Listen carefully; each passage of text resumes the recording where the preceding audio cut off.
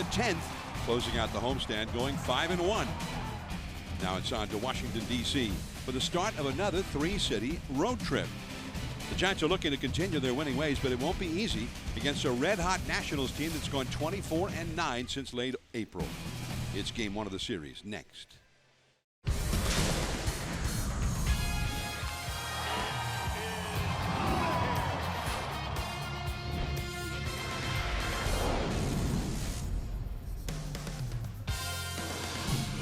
It is warm and humid in Washington, D.C., where tonight the Giants open a 3-game series and they open a 10-game road trip facing the Nationals. Welcome to NBC Sports Bay Area, powered by Xfinity. Hello, everyone. I'm John Miller with Javier Lopez. Dwayne Kuiper and Mike Krukow are on assignment. And the Giants, another successful homestand. They were 5-1 at home for that great comeback victory Wednesday against Arizona to take that series. Now they've got the rookie left-hander Andrew Suarez going. He was excellent his last time out, but this is a big test. This Washington team is a really strong lineup, but also they are red hot. And the last 5 weeks or so, they have lost about once or twice a week, and that's about it. Yeah, they're aggressive, and Andy needs to be aggressive, and he showed it last start. He went those 7 innings, and he was able to locate the off-speed stuff. And I think when you're facing an aggressive team, they are hunting fastballs. So you want to see Andy Suarez start getting in pitcher counts, being able to work on that off-speed stuff, mix it all up, keep these guys off balance, and try to replicate what he did last start. All right, so he was superb in that last one. Up against Steven Strasburg, the hard-throwing right-hander. Giants-Nats, game one of the series. We'll come back with the lineups and then the first pitch after this.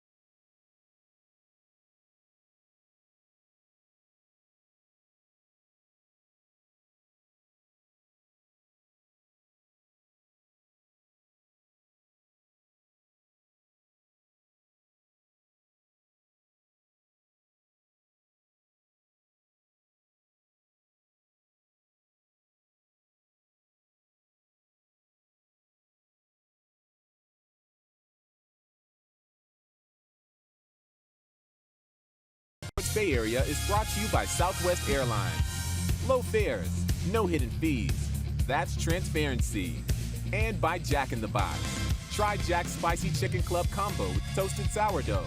New from Jack in the Box.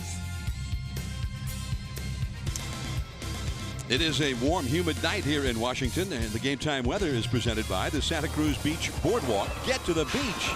The admission-free boardwalk is open daily. 83 degrees with a light breeze blowing 6 miles per hour out of the south. Humidity at 60%. It feels like more. And there's a chance of showers later. It is overcast as we speak. Now the Giants batting order presented by Southwest Airlines. The Giants have Panic at second, Posey the catcher, McCutchen in right. Crawford hits cleanup, the red-hot Crawford at short. Sandoval at first. Alan Hansen in there. Longoria gets an extra day off. He's been running or having a problem with a cold anyway, so he gets 2 straight days off. Hunter Pence in left. Hernandez in center, Suarez in right, and there is Steven Strasburg on the mound for Washington. Coming off of the 13th start of the season. As you see, he's going to be throwing lots of fastballs. Giants are used to seeing this guy. Strike one called to Joe Panic. When he's right, he's throwing the fastball, locating it all across the zone. The out pitches are really the curveball and the changeup, the occasional slider to keep a hitter off balance. There is Taylor, medium deep left center, 1 away.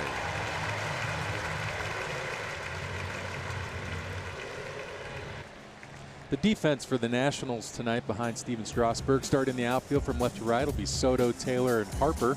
Left side of the infield is Rendon and Turner. Right side of the infield is Depot and Mark Reynolds, and Pedro Severino will be doing the catching.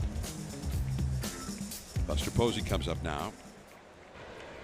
The Giants have had their fair share of success against Strasburg.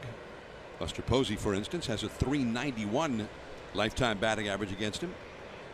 Buster hitting .303 against all comers this year. That ball hangs and almost sailed over the head of the young Juan Soto, but he made a jump and caught that one as it started to sail beyond him. The 19-year-old left fielder, we'll be talking about him tonight. He's been an amazing addition to this Washington ball club. So Buster hit one hard, but into and out. 2 quick outs on 2 well-hit balls. And here comes Andrew McCutchen. McCutchen saw Strasburg way back when it all began. He was in the first game that Strasburg ever pitched in the big leagues. In fact, he was the first man that Strasburg retired in his first game. That's right. I was there for that. The opener in Pittsburgh. He came in here and watched him strike out 14 Pirates. It's one of the most impressive major league debuts ever seen. And it's strike 2 called at 97 miles an hour. Strasburg, who's from San Diego, 6 feet 5 inches tall. He's 29 years old now.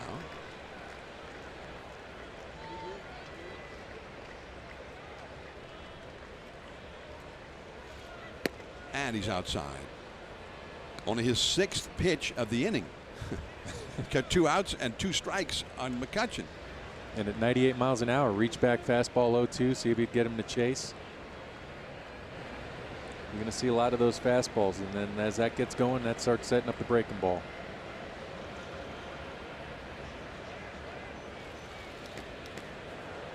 In the dirt. Now that one came in at 92. Is that his changeup? I believe that's the changeup. And he's looking at the mound. Probably wants to eyeball the grounds crew a little bit. Still looking at the mound, a little upset about what's going on with it, but he's nasty. You got to be ready. He's been throwing the ball great. You don't even think about him when you think about the Nats rotation. You think about Max Scherzer. He's such a star, but Strasburg is a star in his own right. That ball is hit well. Left center field. Taylor on the run, still going. It's gone. Home run. Taylor was just getting ready to vault himself upward and then realized there was no need. Andrew McCutchen takes him out of the ballpark, his 6th home run of the year, and the first one that he has ever hit against Steven Strasburg. 1-0 Giants. So far, Strasburg is not fooling anybody.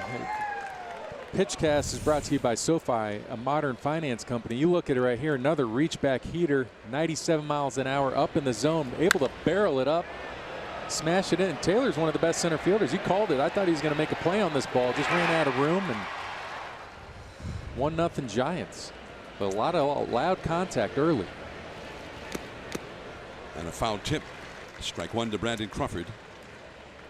392 feet was the StatCast estimate for the distance on that one. Well, Buster Posey's fly ball to left field off his bat at 107 miles an hour. And then the home run by McCutchen. A check swing and no swing, says Paul Nauert, the third base umpire, on the appeal. Well, that's McCutchen's third home run in what, the last 5 or 6 games. He's getting hot. Great homestand for a lot of these hitters. Change up off the outside. 2-1 the count to Brandon Crawford. Well, Crawford had such a hot month of May, and not only has not cooled off so far in June, he's been even hotter in the few games they've played this month. That's called a strike into a breaking ball. 2-2. You're seeing Strasburg in this at bat. Obviously, Crawford's the hottest hitter in the league, but they're throwing a lot of off-speed stuff now, working the curveballs, working the other stuff, and you can see by the numbers why he's doing that against them. Crawford has had his fair share of success against Strasburg. He taps that one foul. Another curveball, and the count is still 2-2. 7 hits, 18 at bats, as you saw for Crawford, including postseason play against Strasburg. A .389 batting average against this tough right-hander. Strasburg, who averages well over a strikeout per inning, and far fewer hits than innings pitched. He's tough to hit. But he strikes out Crawford after all that off-speed stuff, 97 miles an hour, and blew it by him. But Andrew McCutchen, deep to left center. Tell it by.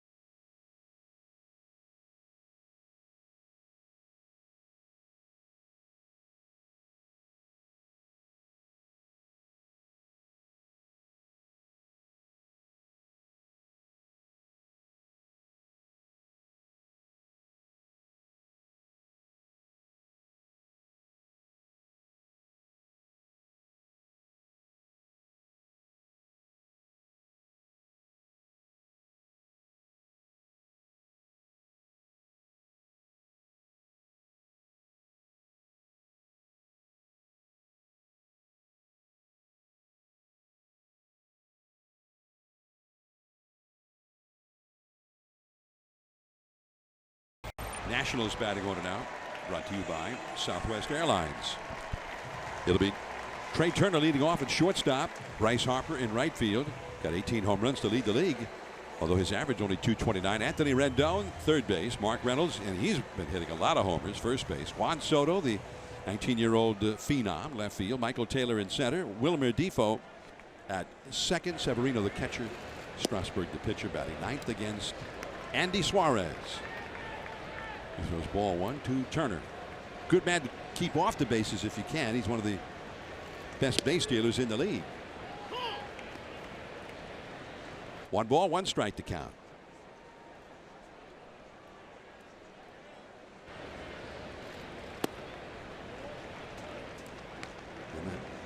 Cutter or slider down and in. Suarez, one thing that he's been very good at, he doesn't walk people. He's walked 8 in 43 2/3 innings. That's in there for a called strike. You look at the numbers there, 8 walks in those 43 2/3 like you talked about. The strikeout an inning. Lefties are doing it, and he's going to throw a lot of fastball, a lot of cutter like you just saw there. He's cleaned up the mechanics a little bit. He's keeping that front side closed a little bit more, which is giving that cutter more of that cutter look as opposed to a bigger slider look, and it's really been the punch out pitch for him. But he's starting to throw a lot more changeups and curveballs.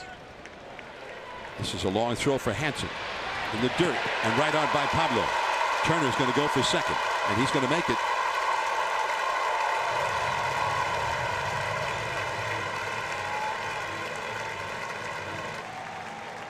take a look at the Giants defense behind Suarez. Starting the outfield from left to right will be Pence, Hernandez, McCutcheon, left side of the infield, Hanson, Crawford, right side Panic, and Sandoval, and Buster Posey will be doing the catching. An error charged to Hanson for allowing Turner to get to second base. And Turner also gets credit for an infield hit. So a hit and an error. And here is Bryce Harper.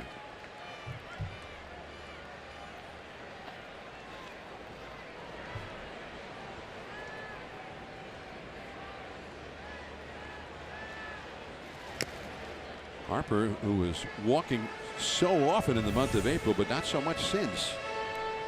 Look at Hanson try to set his feet. Turner, you know you got to get rid of it quick. Pablo was expecting that ball to jump up, sat down on him. See, it just kind of skips off the grass. With Turner's speed, that's an easy turn to go to second. When guys started doing that on the artificial turf, they could pretty well figure that they were going to get a good bounce, but there's no sure thing on the regular turf, especially with that throw off the grass like that. And that one did, as you say, it just kind of stayed down, kind of skidded, hydroplaned. Harper's average only 229, but he had 29 walks at the end of April, but only 9 walks since, rather remarkably. And I say Harper's been kind of swinging at everything.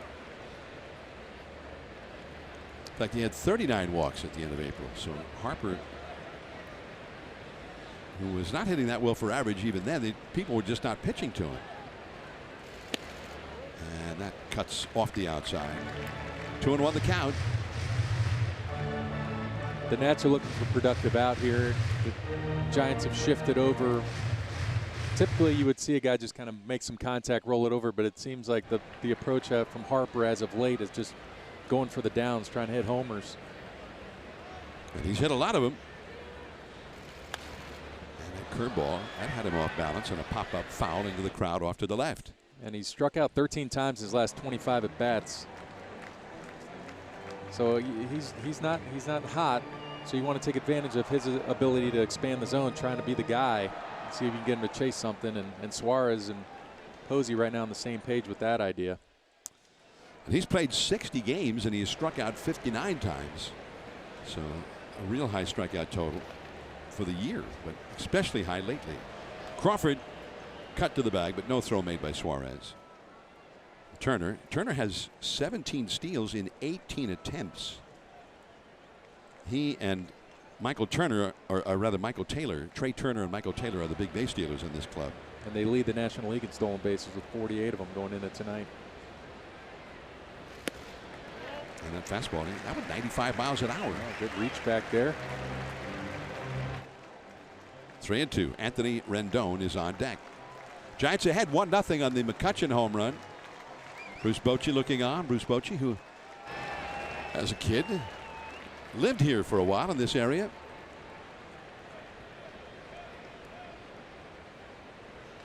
And they fouled it to stay alive. 3-2. And threw him a 3-2 cutter.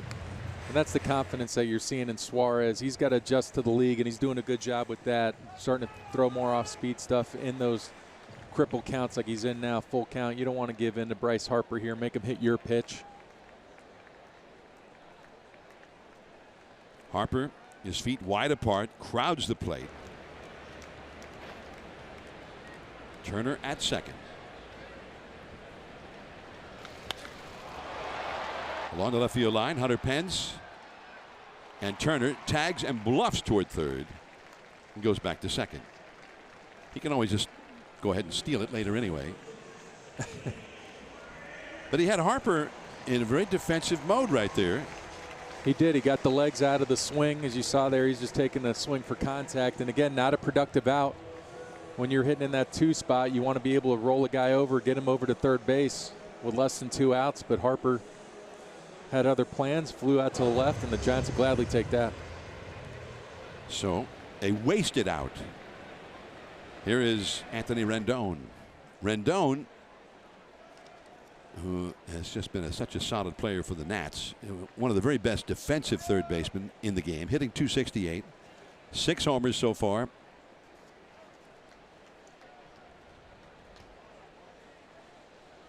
and keeping an eye on Trey Turner, and he will get your attention. When you're a pitcher, is that a problem? You need to be mindful of that guy, but you really want to focus on the hitter as well. That's true, but especially as a left-handed pitcher, when you're on the far left side of the rubber, the runner is at your back. You don't have a view of him as you would as a right-hander, so you got to try to keep him close. You kind of are guessing where he's at some of the times.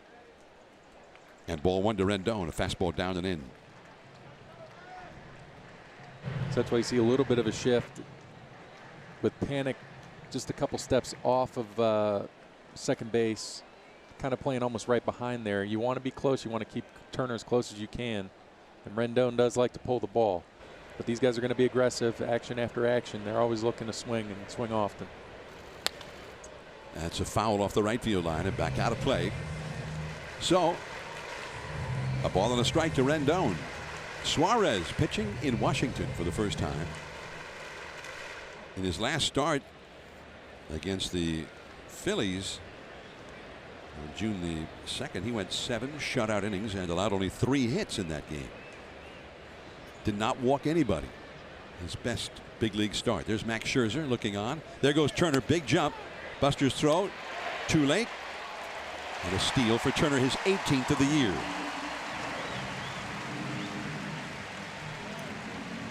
You sense something like that was going to happen again when the runner is at your back, being a left-handed pitcher. It's tough to see. Suarez is doing the best he can, but he takes off. Buster puts a pretty good throw on it, but the speed of Turner takes over. Look at the tag again from Hansen. But he's able to hold on to the bag. That's the one thing. You got to hold that tag, hope that as that hand pops off, but it did not. Now they got a runner at third base with less than 2 outs. And the Giants are going to bring the infield in. Not quite all the way in. And Rendon is down on strikes. He struck him out the next pitch after the steal. He wanted to strike him out, and he did it immediately. And with an elevated heater, that is a great pitch against an aggressive club, especially when they're trying to make contact. They see fastball, they're chomping at the bit to take a swing. Take another look at it right here. Just got him to chase. Great location. But it's not over yet. Got the hot hitting Mark Reynolds up now. Reynolds, the veteran, he's only had 55 at bats and he's hit 6 home runs already for the Nationals, with Zimmerman on the disabled list. And about the time that Zimmerman went down, that's when they had to make a decision. He had a clause in his contract by a certain date. If they hadn't brought him to the big leagues, then he could become a free agent. And that's right when Zimmerman went down, apparently. College teammates helping each other out, that's all. Zimmerman wanted to make sure Reynolds had a job. So you University of Virginia guys stick together, do you? That's what we try to do. As a pitcher, I'm trying to get every one of them out. But as a hitter, I could see you take care of your partner. Reynolds with a 2-0 count. Last year, Reynolds was with Colorado, and he had a big season for the Rockies. And then nobody signed him. Check swing. And called a strike by Kerwin Danley, the plate umpire, and the crew chief. Scott Barry, Carlos Torres, and Paul Nauert on the bases from first to third. Look at the pitch, the take. Well, they could have gone either way on that. That is called strike 2 on the inside with a fastball. There's the umpiring alignment. Kerwin Danley, the veteran. Barry, Torres, and Nauert. Those are 2 interesting takes. The hitter will let you know what kind of stuff the pitcher has, and right now it doesn't look like he's recognizing it very well. And he struck him out. He changed speeds on it. The inning is over. Turner stranded at third. Sandoval coming up.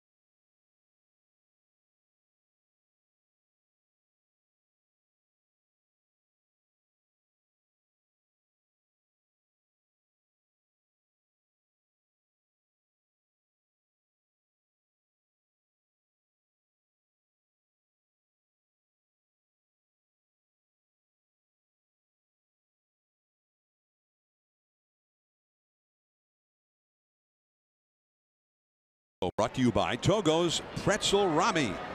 Wednesday versus the Arizona Diamondbacks. Pablo Sandoval hit this spectacular home run. Second longest homer by a Giant this year, 447 feet into deep right center. Mac Williamson hit the longest one of the season back in April. Evan Longoria, the third longest. So here's Pablo, and he takes one in the dirt at 96 miles an hour from Strasburg. Pablo filling in for the injured Brandon Belt. Injured, really, he suffered in a case of appendicitis, had an emergency appendectomy. I guess if you have surgery, that's kind of like an injury. Pablo hitting .282. He's got 4 home runs. He's hit a couple since Belt went down. 4 for 17 lifetime against Strasburg. 1 ball, 1 strike. Up and away.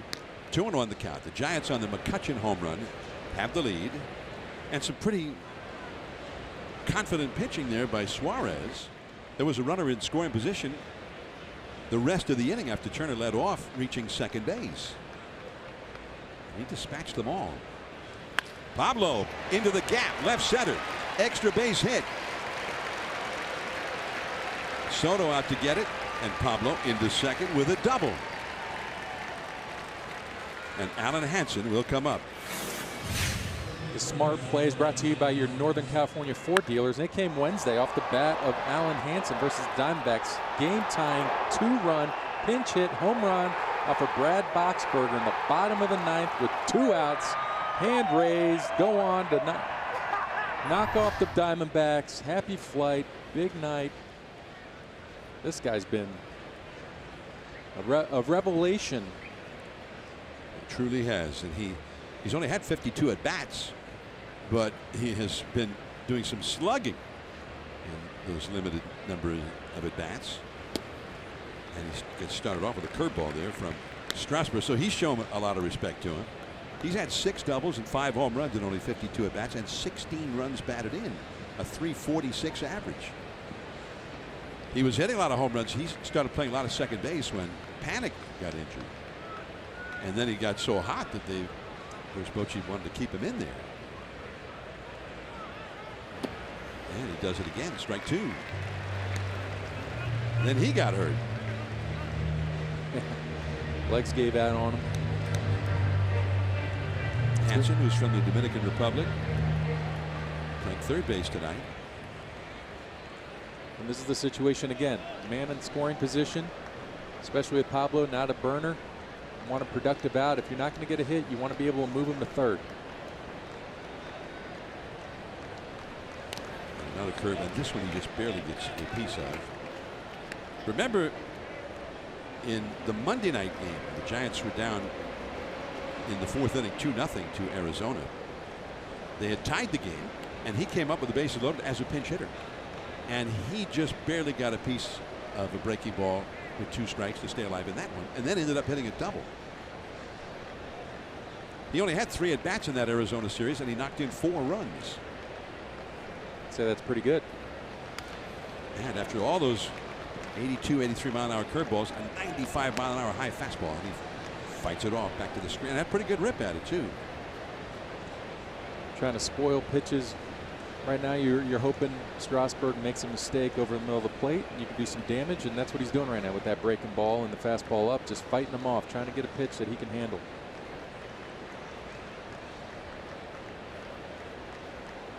Changeup in the dirt, knocked down by Severino, the catcher.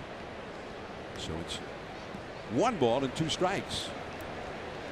Hansen had been with the Pirates in the Pirates organization, got to the big leagues briefly with the Pirates, and then acquired by the White Sox in midseason last year.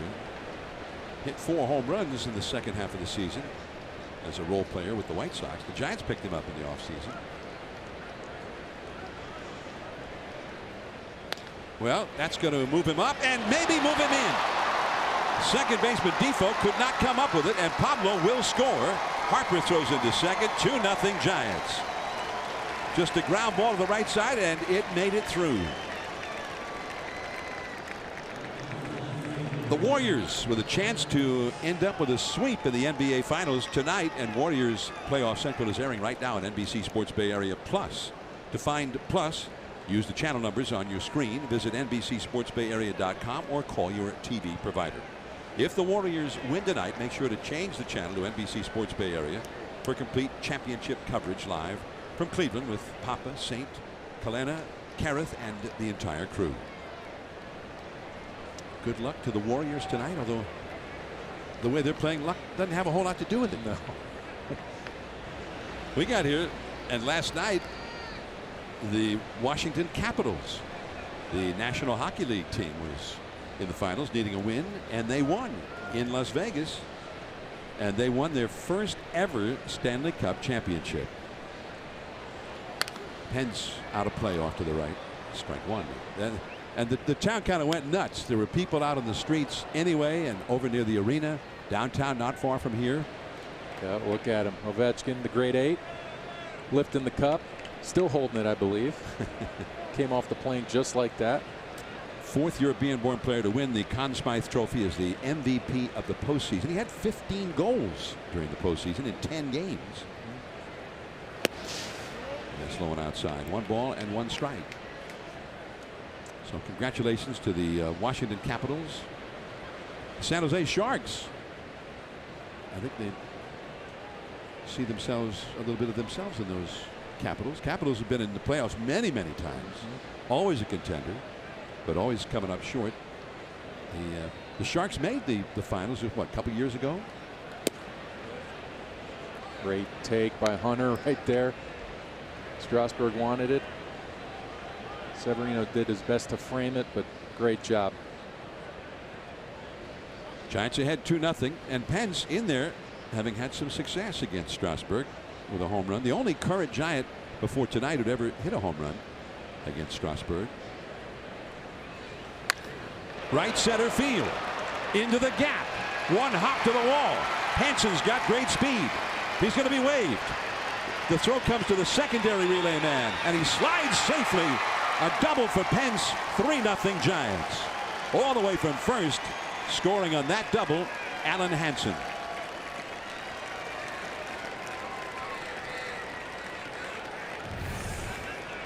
Take another look at it. Mistake, fastball, middle, barreled by Hunter Pence.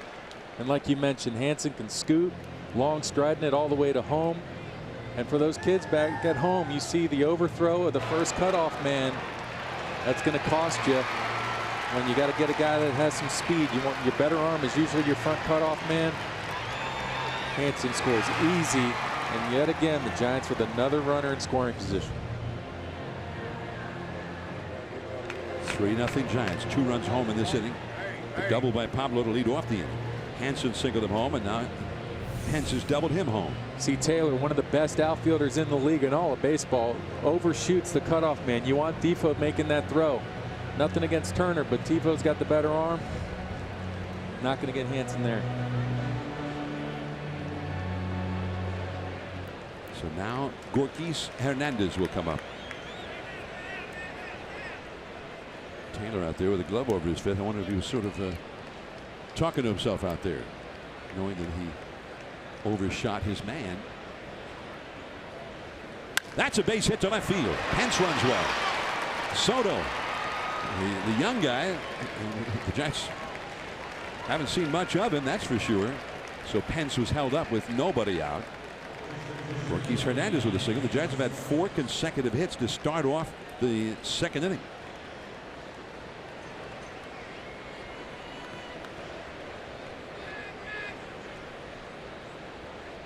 So here comes Suarez. Now I'm guessing that this would be a play where Suarez would try to bunt Hernandez over to second. What do you think? Yeah, I think that's definitely what's going to happen. Hopefully he's been doing some work in the cage, turned up the pitching machine up to 95, because that's what he's going to be getting. Hernandez up and away, ball 1, well out of the strike zone. Rendon from third and Reynolds from first. And Reynolds, he took off very early from first. Usually the guy doesn't leave that early when you've got a fast runner at first base already. That is true. Gorkis is a threat to steal. If he does that again, Gorkis ought to go. He does leave very early, and the ball Bounces away from Severino, and then he goes, and he's out.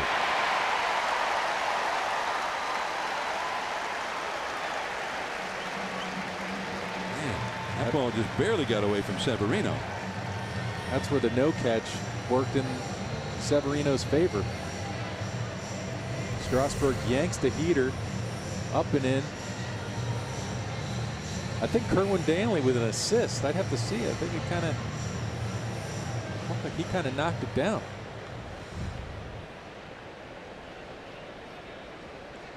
Hockey, he would get credit for that.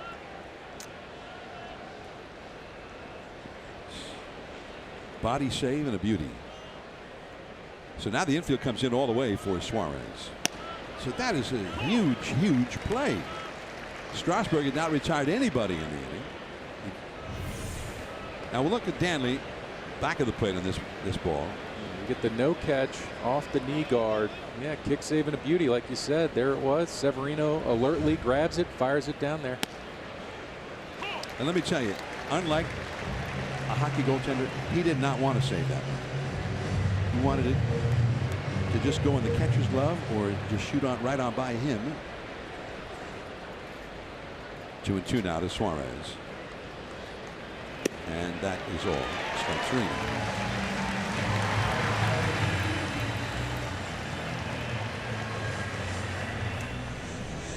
Last night, look at how crowded the streets were in downtown Washington, D.C.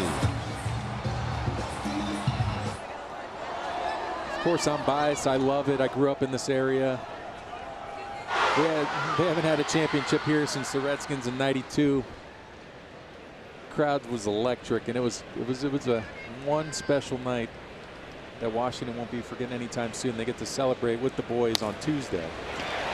A shot right to the first baseman Reynolds. Bad luck there for Panic. And the Giants have to settle for the two. They lead 3-0.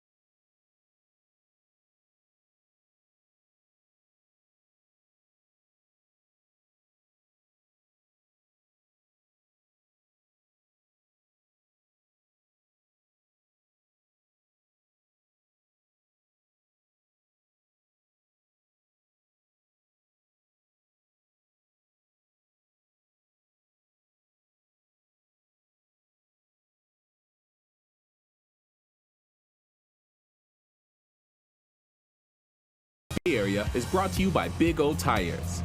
Tires, service, straight talk. Big O Tires, the team you trust. Father's Day is upcoming, and the perfect gift for Dad this Father's Day, we have an idea. Check out the new Father's Day pack. Get 2 tickets to 2 games, plus a Barry and Bobby Bonds bobblehead. Go to westcoastgiants.com/dads for tickets. Here is the rookie Juan Soto, 19 years old, from the Dominican Republic. And the capital, his teammates just rave about his ability and his composure at age 19. Curveball misses. 1 ball, 1 strike. Taylor is on deck, hitting .346 and a .443 on base average so far. And it goes to 2-1. And he's also more than held his own against left-handed pitching. He's only had 52 at-bats, 2 homers, 4 doubles. He's only struck out 9 times, and he's walked 9 times. He looks comfortable in there, that's for sure. And that one got a foul ball off of Kerwin Danley. 2-2 the count. Kerwin getting some early work. The Buster was giving him a little extra time to try to shake that off.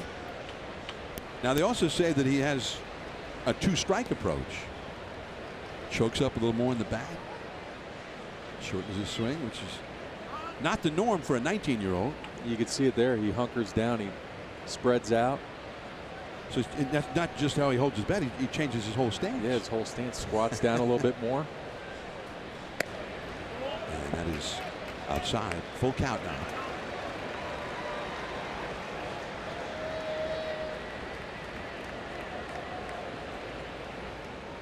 If you're Suarez, just make him earn his way. Throw something middle. Let him see if he can get on. In left field, Hunter Pence. And that's pretty much what he did there, and he got it. 1 away.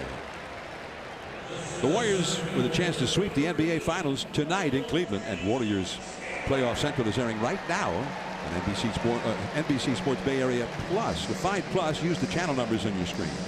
Visit NBCSportsBayArea.com or call your TV provider. If the Warriors win tonight, make sure to change the channel to NBC Sports Bay Area for complete championship coverage live from Cleveland with the entire Warriors crew. Taylor back to the screen. Strike 1. Michael Taylor. He's got some power, although hitting only .215 so far this year with 5 home runs. Only a .281 on base average. 3-0. The Giants are leading. And a curveball in there for a strike. 0-2. Doing a good job of mixing it up. Got to try to show an aggressive lineup, different looks. Suarez is doing a good job right now. Well, Bruce Bochy, after Suarez had a rough night in Houston, and the ball never went where he wanted it to go in Houston. If it was supposed to be in the outside corner, it'd be a foot outside. And that pull is pull foul. If it's supposed to be on the inside, it'd be a foot inside. Or sometimes if it's supposed to be inside, it would be way outside. It just never went where he wanted it to go. And Bruce Bochy, and of course, Kurt Young, the pitching coach, has been working with him all along. But Bruce Bochy had a little pep talk with him and basically said, "You're in there because you have the stuff. We believe in you. Just let it happen. Be confident. Be aggressive. Do what you know how to do." And he's had really good stuff since that time. Oftentimes that's all it takes, especially when you're that young guy and you're playing for a Hall of Fame manager. You never know how to have that interaction, how to get him to talk to you. And that is his 3rd strikeout of the game. All swinging 3rd strikes. 2 down. And it's something very simple, but it can be done. You look at the fastball here, the location right where Buster wanted it. See the extension. That's what he's starting to get through the pitch now. You see the ball not run back over the plate. He's getting finish on this delivery. He's tightened it up a little bit with that lead arm. It's not as jumpy as it was. And he's finishing through the target, as you see there. Strike 1 yet again. Wilmer Defoe, switch hitter, batting right-handed, .247 average with 3 home runs. 2 down, nobody on. And the changeup high and outside. 1 ball, 1 strike. But just to finish that thought with Bruce Bochy being your skipper as a young guy, when he pulls you aside and just has that one-on-one talk, it is, and that's what he does. He talks to you. He's not going to sit there and lecture by any means. He's going to tell you what he expects, and that's such a sigh of relief, because sometimes you just don't know where you fit in the clubhouse or with the skipper in general. When he has that conversation, that just lightens the load on the shoulders. So when he was still a teenager, he's watching Bruce Bochy manage a World Series champion. Bullpen activity for the Nationals. The catcher is up next, Severino, then the pitcher's spot. And that is another strikeout. He's got 4 strikeouts in the first 2 innings. A strong start, to say the least, for Suarez.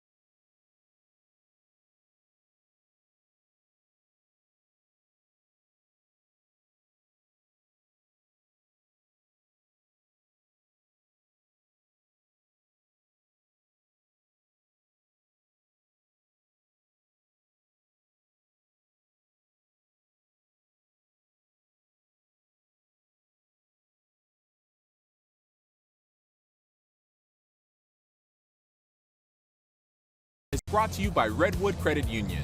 Redwood Credit Union offers full-service banking for all that you love. Federally insured by NCUA. The Giants out in front 3-0. And before we went to the commercial break, we did notice there was bullpen activity for the Nationals. Sean Kelly was up, and now Kelly is in. The right-hander. When it's time for a change, think Speedy Oil Change and Auto Service, your oil change, tune-up, and repair experts. And I'm John Miller with Javier Lopez. And Javier, the last start for Strasburg, it wasn't such a big deal. It was late in the game. He'd already thrown 107 pitches, but he left the game and was having some difficulties, although they said it was a cramp in his left arm, not his pitching arm. So they just went ahead and took him out of the game, but now they've taken him out again here. This is after he left the field in the second, and he went right through the dugout and back through into the clubhouse. Derek Lilliquist then talking with the new manager, Dave Martinez, who took over as the skipper this year, and they called the bullpen, got Kelly up. So Kelly is in, and we'll hope to get a report about Strasburg from the clubhouse. Yeah, well, that brings in Sean Kelly to do a lot of legwork here. He's got to carry this pen for a little bit, but you're really going to see just 2 pitches out of him. He's a 4-seam fastball slider guy.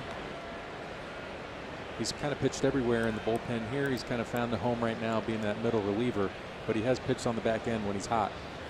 Buster into right field. Harper. And Buster is gone in the first pitch.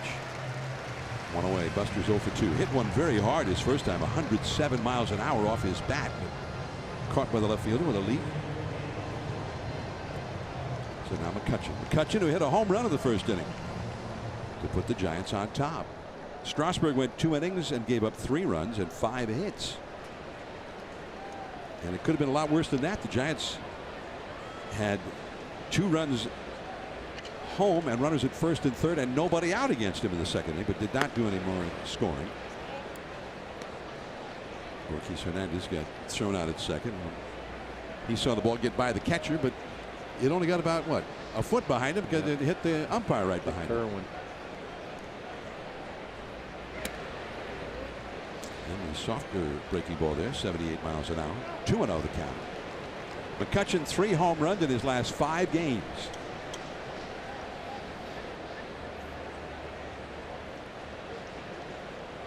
That includes, this is the 5th of those games tonight. 3 homers and 3 doubles in that time. Got a gift strike there by Kerwin.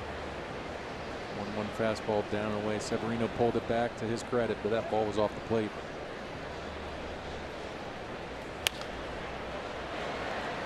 Foul off the third base line, and Rendon runs out of room.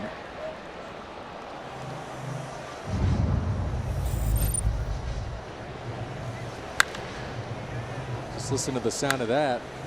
McCutchen really seeing the ball well, like you were talking about. The power numbers are really showing up.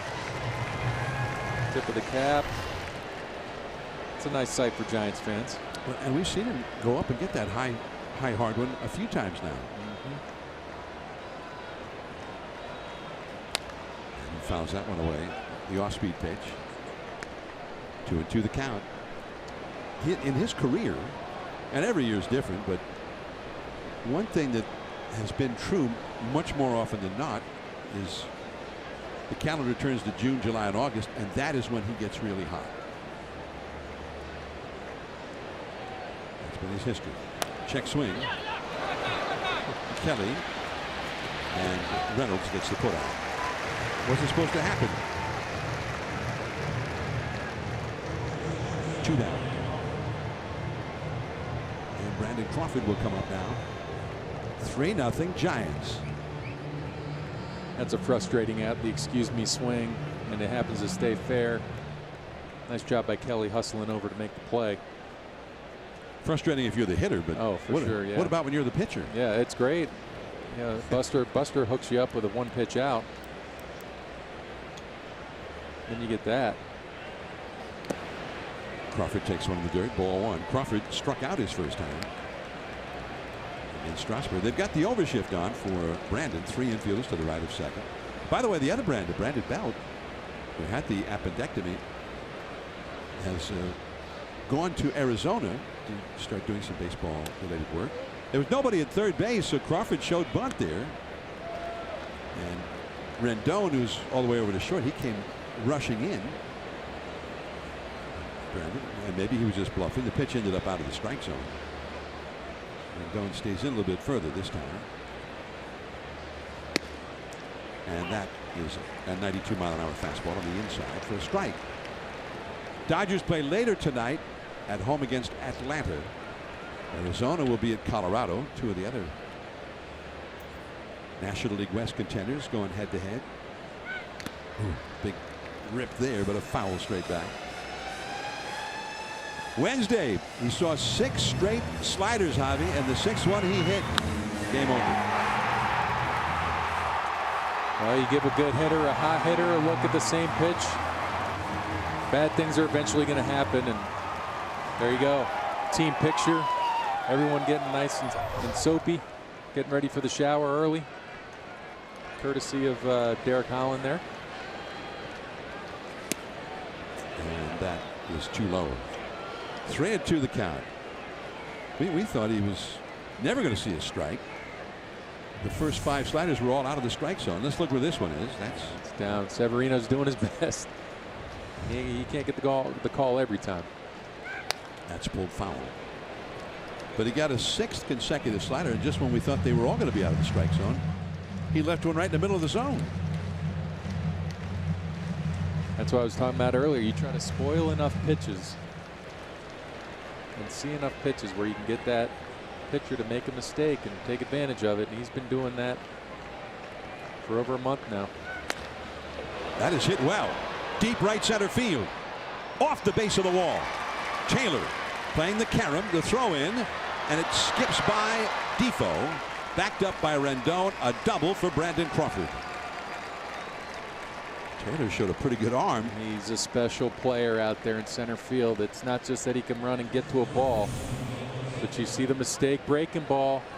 Hangs over the middle of the plate. Crawford continues to stay hot. All the momentum driving it back up the middle. Carries the right center. But off the carom, one hop rocket strike throw. Defoe somehow gets jammed here with this playing the hop. I'm not sure what he was thinking. Crawford will gladly take it, but Taylor is a special defender. So Crawford, and the guy is much more likely to take a risk with 2 down because you really want to be at second base. Definitely. You want to keep the line moving. Pablo's been seeing the ball real well. In fact, there's an article on Fangraphs talking about how he's only swung at 3 first pitches all year. Well, he doesn't swing at this one, but it's in there for a strike. Pablo ripped a double to start the 2-run 2nd inning rally. So he's 1 for 1. He's hitting .288 now.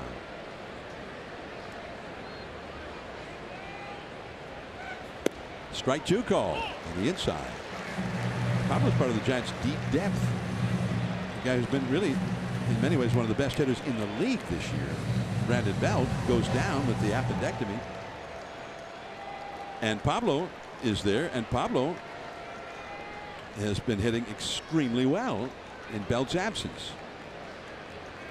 He's behind here, though, 0-2. And that is way off the outside.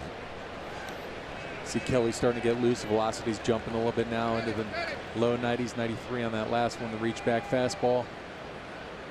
But you're right about Pablo. He's been hot. He's putting together some really solid at bats. And not this time for Pablo. Crawford stranded at second. 3-0 Giants. Suarez heads back to the hill.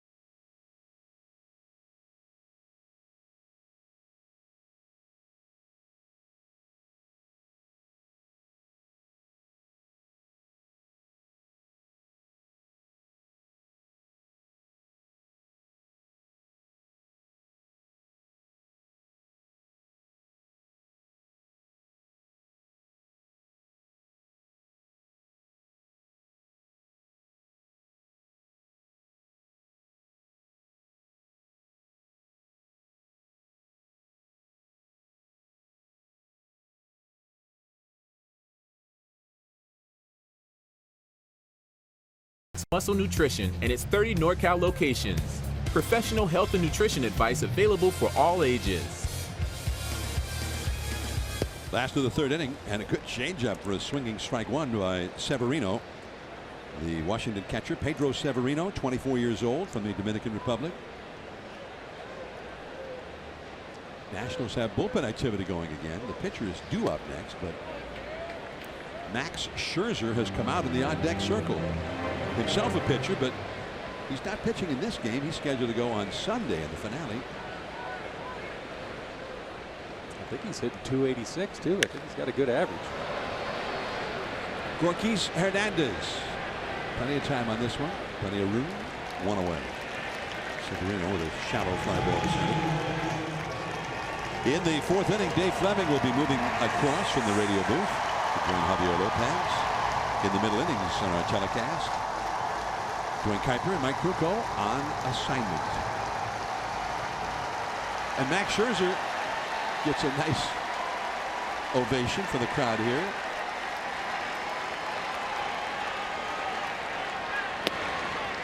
And ball one. Scherzer has had 32 at-bats, 9 hits, including a double. He's knocked in 4 runs already, and he's only struck out 5 times. And swung at that fastball down and in. You got to wonder if Martinez really wants him swinging the bat. This is one of those spots where, hey, hurry up, grab a bat, hurry up, get your spikes on. He's having a cup of coffee, hanging out, watching the game, and now you're just hoping he doesn't do anything to mess himself up. Right to Crawford. He is not going all out to beat that one out. 2 down. Start your weekend with a bang on Friday the 22nd. It's your chance to enjoy post-game fireworks at the ballpark paired with music from the Beatles. Firework night Friday the 22nd, presented by Snapple. Don't miss it.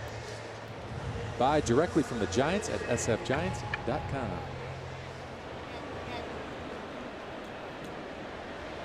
Scherzer talking it over with Rendon. He's like, nice job. Go change your spikes. Thank God you don't have to earn your living doing that. Yeah. Trey Turner, who got an infield hit his first time and ended up on a throwing error by Hansen at second base. He was the first batter faced by Suarez, and still the only Nat to have reached base against the young left-hander.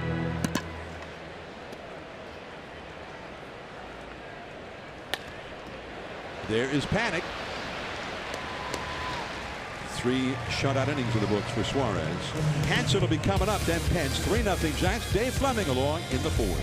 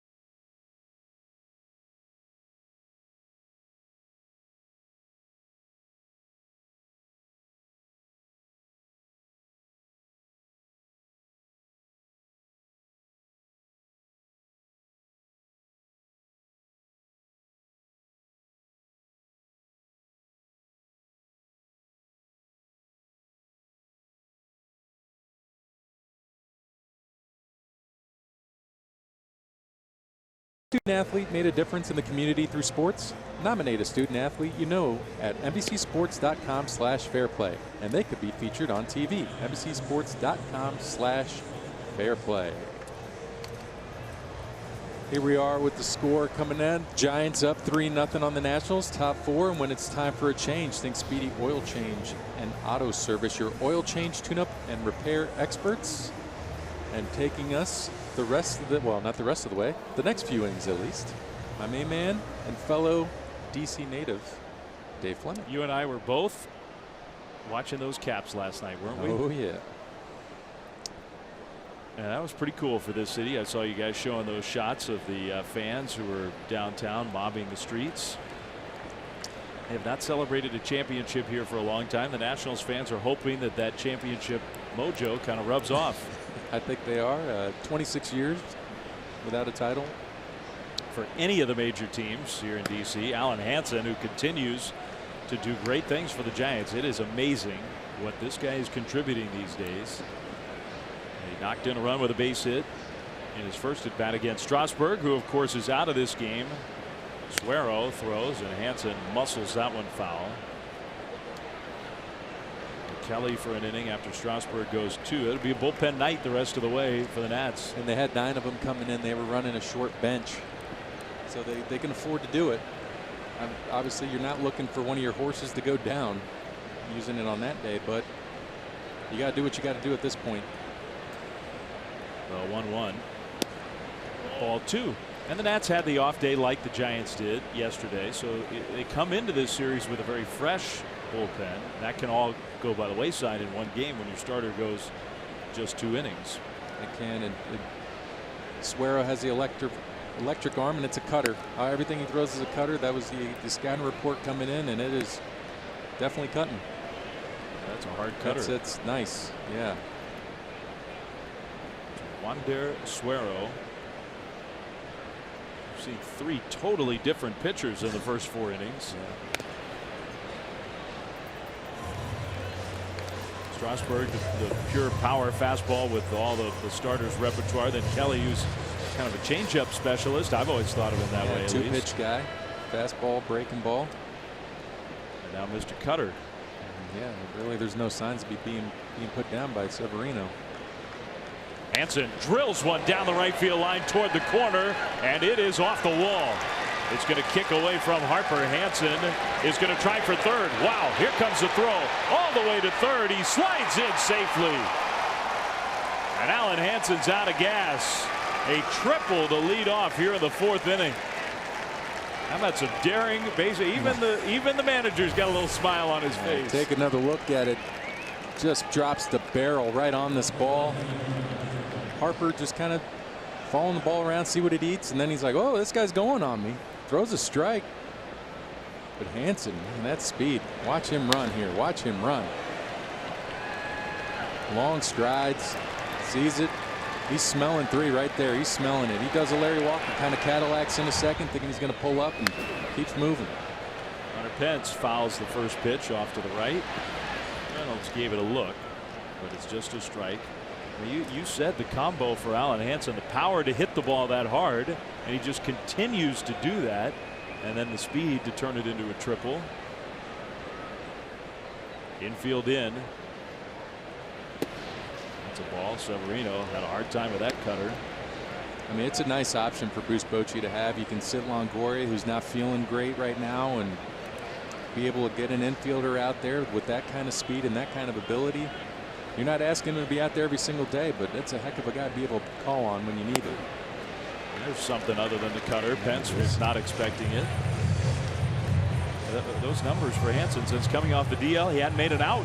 He's 6 for 6 with a heroic pinch hit home run, an RBI single in this one, a triple off the wall against the arm of Harper. And that battle double that he had, pinch hit early, battling off some nasty sliders to get the fastball, hitting it the other way.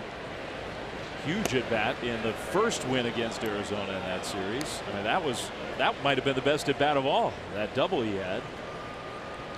Now you got the infield in. The pressure's on here.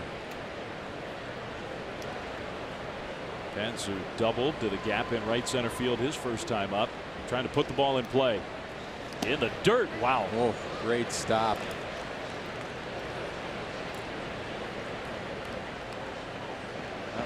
Almost looked like a miracle.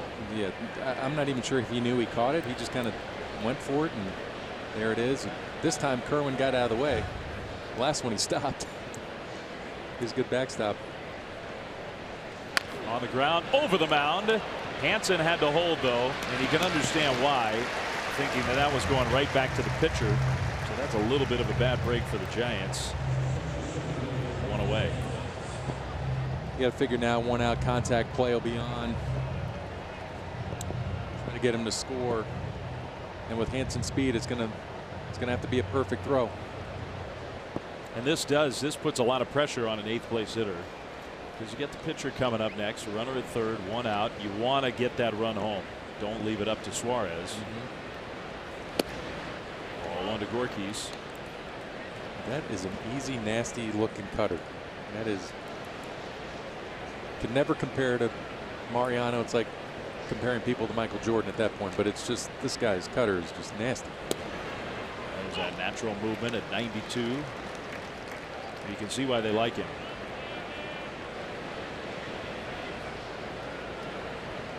It's taken him a while to climb up the ranks. He was signed at a very young age.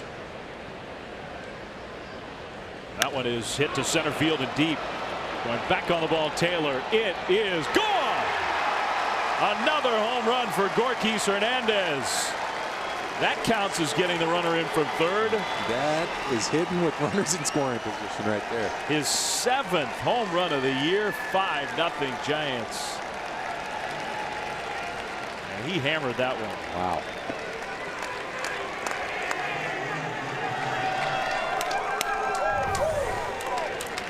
Tries to throw something other than that cutter. Breaking ball, leaves it middle. Not too bad a pitch, but Gorkis is hot once again. Hips, shoulders, everything driving through the baseball. Lets the ball travel a little bit. Puts nothing but barrel on it.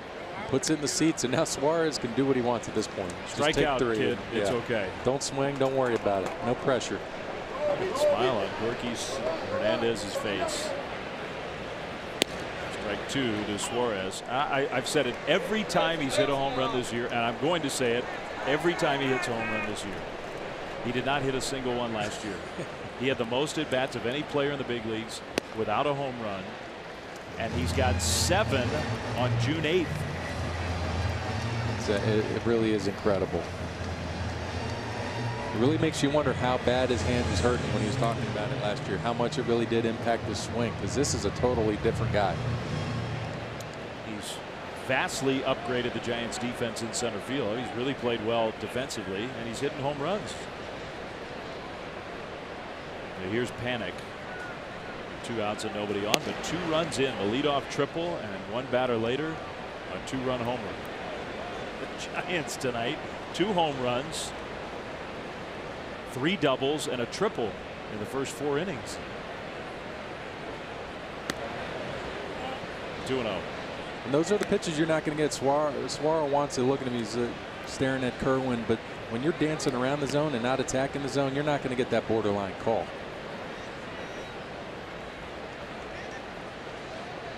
To Panic.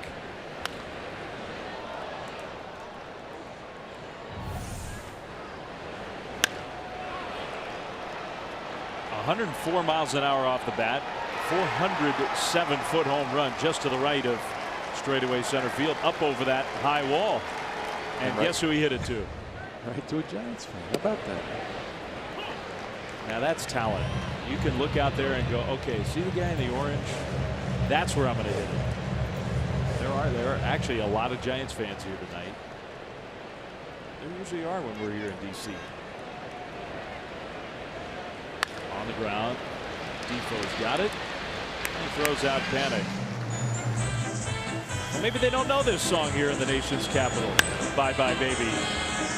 Giants have already sung it twice in this game. First McCutchen, and now Gorkis Hernandez. Middle of inning number 4. It is 5-0 Giants.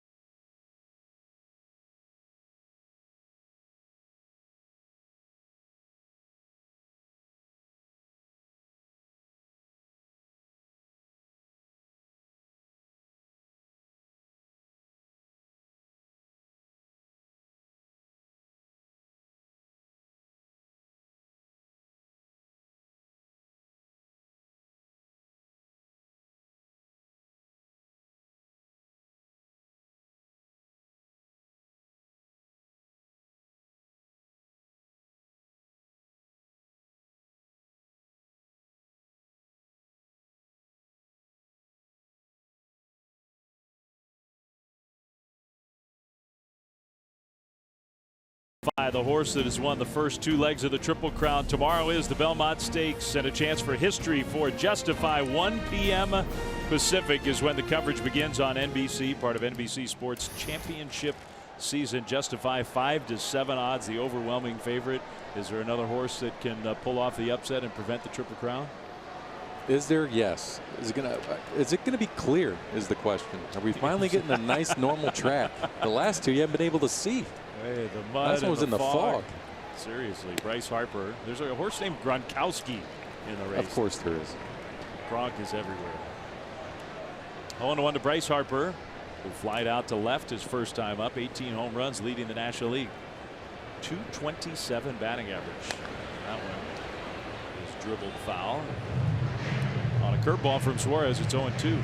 Yeah, we talked about it in the first inning that he's just not the Bryce that we've seen in past years. And he struck out 13 times in the last 25 at bats coming into the game.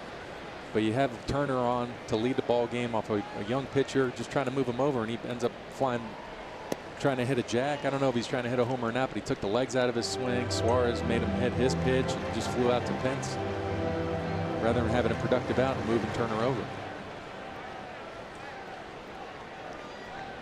1-2 to Harper. Took the fastball. 2-2.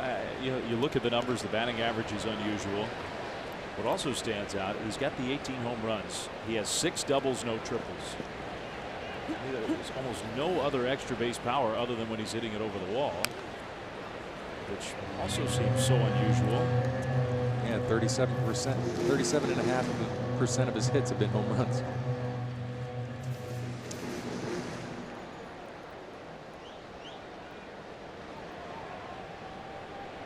There's huge pressure on this guy this year. It's his contract year. Everybody here wondering.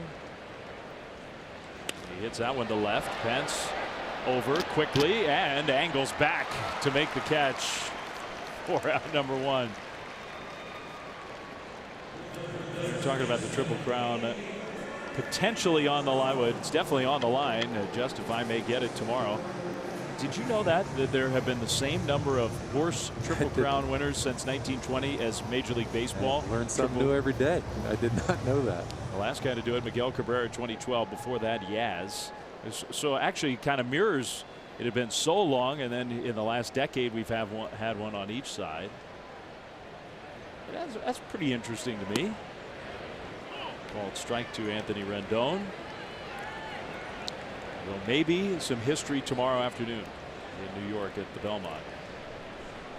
And hopefully, yes, we'll be able to actually see the horses run the race. 1-1. Can you imagine the television crew and the announcers trying to call the Preakness? You could not see the horses. I'm pretty sure one cut across the field. Here's a base hit to right field. Rendon. An opposite field single. That's the first hit since the leadoff hitter of the game against Andy Suarez, who's got a 5-0 lead. He really is pitching well. Really is doing a great job mixing it up. Location's been on point. Touched on it earlier that he's finishing through Buster, finishing through the catcher. The ball is not leaking back over the plate when he's trying to go with those fastballs hard in. The way he attacked Mark Reynolds the first time up when he was 2-0 with a lefty on deck, 2 outs. And he's able to come back and get the strikeout. That just goes to show that he's been pretty tough, because Mark Reynolds is notorious for hitting lefties. Reynolds pops that one up behind home plate, but back into the seats. Posey gave it a look.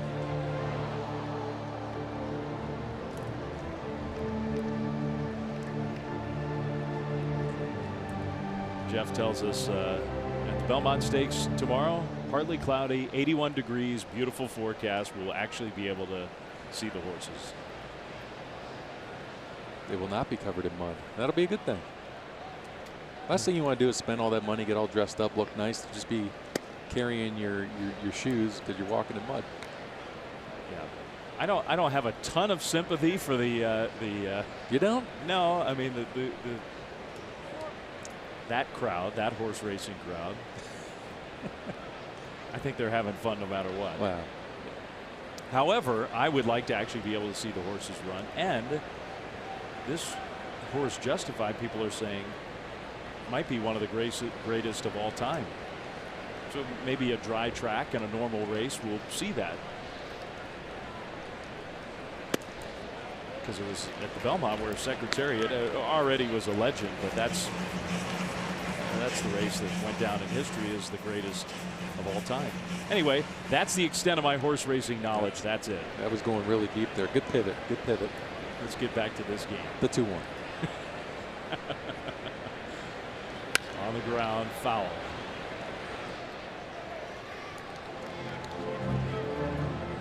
Suarez coming off the best start of his career against the Phillies. Gave up just 3 hits, 7 innings strong.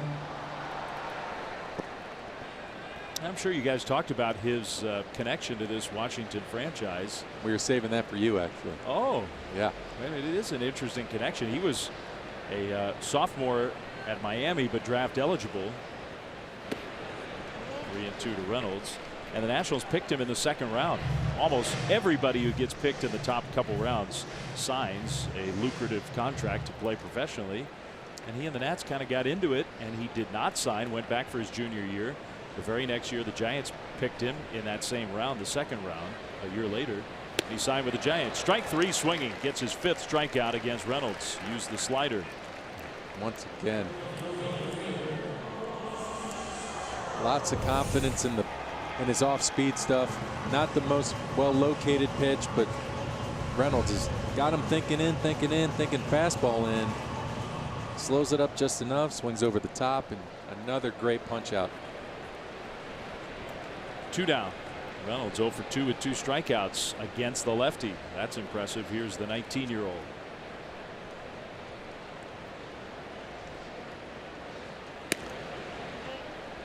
Ball 1-1 Soto.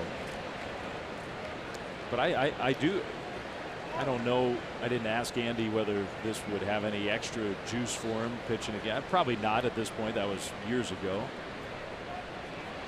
But what could have been, he could be pitching for the Nats. Instead, he's in a Giants uniform. There's a strike. Good fastball.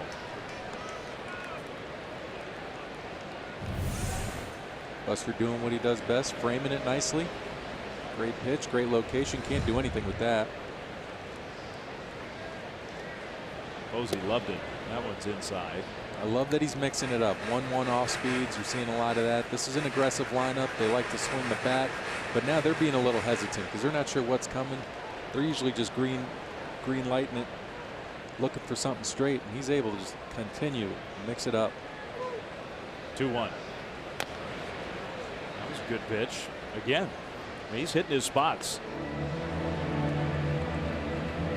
We touched on it a little bit ago that he cleaned up the mechanics a little bit. He's a little less herky-jerky, keeping the front arm a little more under control, letting him finish out and up over the front foot, staying through the target, staying through the catcher, because he already has deception.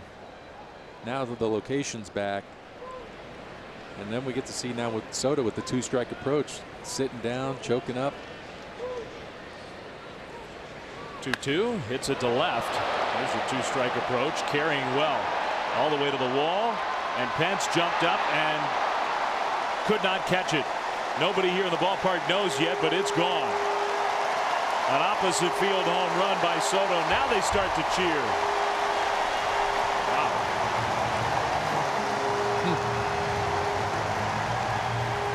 5-2. Not exactly a choke and poke kind of swing.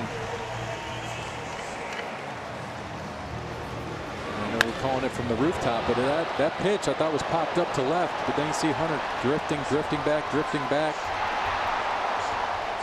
Just clears the fence. If he had a redo, I think he had a chance at it. Good effort, just couldn't quite time it correctly and get there. He did have a chance. That glove right there, he's had it his entire career. The old trusty, just couldn't get it. Third big league home run for the 19-year-old kid. And with 2 outs and 2 strikes, that really changes this game. And all off lefties. All 3 of his homers have come against left-handed pitching. Even more impressive. The guy's 19. We could spark the conversation of You put a number on Bryce.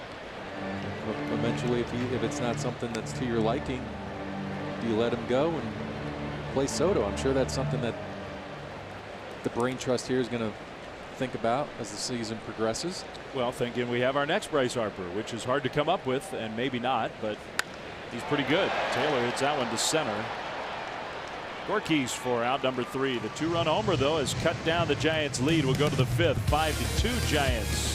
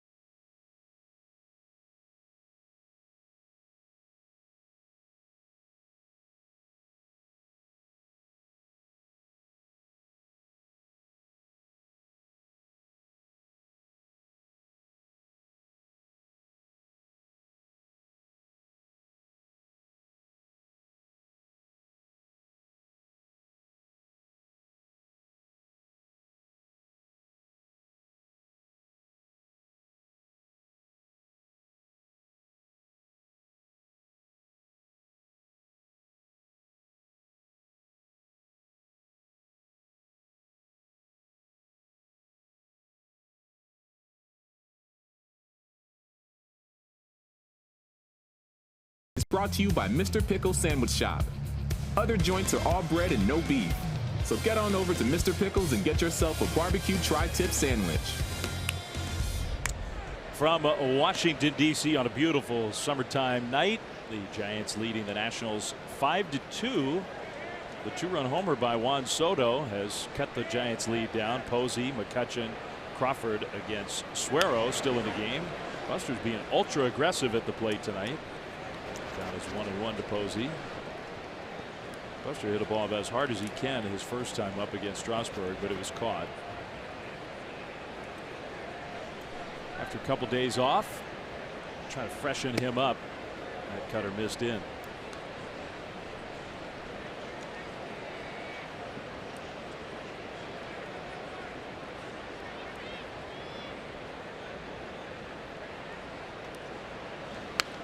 Two and two.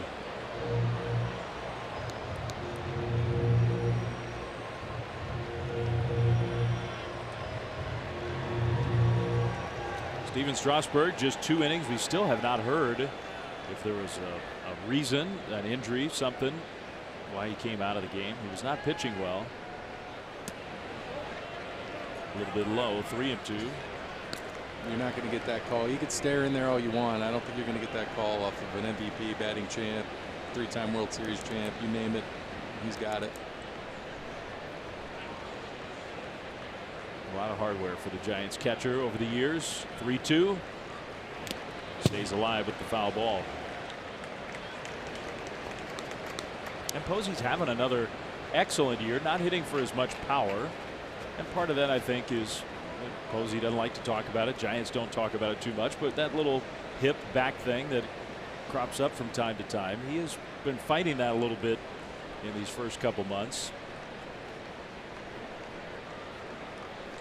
On the ground toward the hole, diving stop. Turner stands up in the dirt, got him.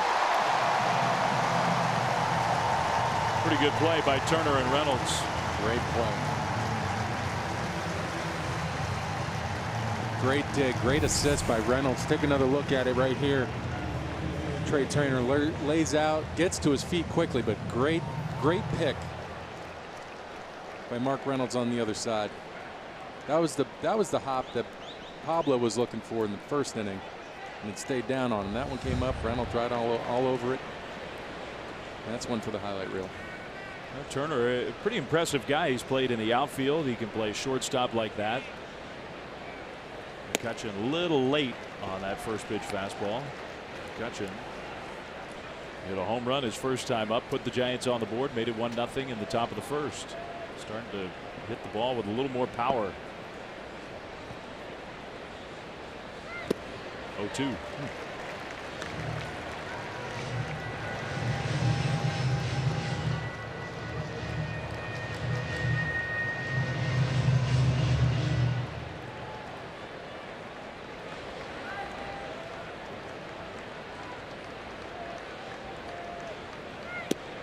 Well off the outside.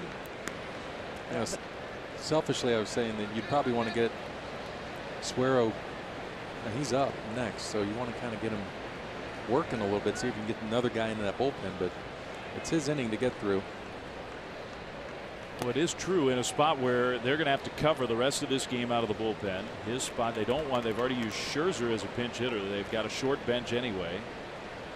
You can put some pressure on a manager and a pitching coach in a spot like this. 34 pitches, if you could make him go deeper into this inning, get some base runners out there. Maybe force a double switch. McCutchen hit that one foul. So we'll see. You got Crawford on deck. I don't think these games are particularly fun for a manager when your starter goes 2. Davey Martinez with his pitching coach is going to have to figure out a way to get through this one. Try to keep his team in the game, but then also keep from blowing up the bullpen for the rest of the weekend. That one hit hard and over the reach of Turner, base hit. Second hit of the night for McCutchen.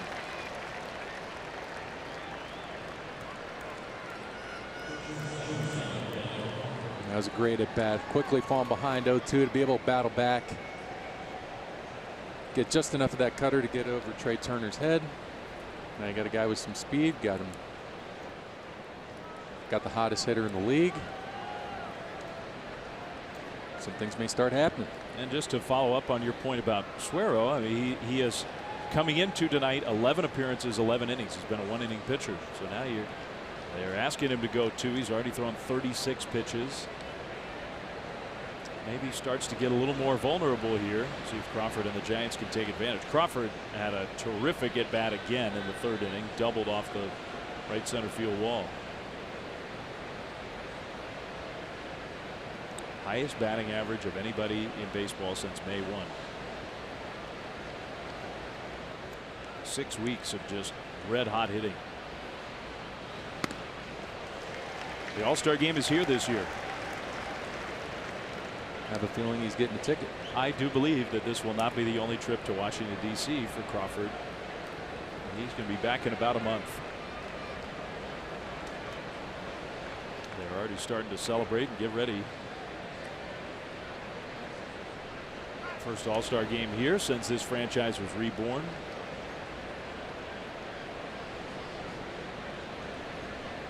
Really done a nice job down here too. When we were growing up, I mean, it was just the Navy Yard, and that was it. That was just that building. Nothing else down here. Skyline coming up. Obviously, nothing could be taller than the Capitol.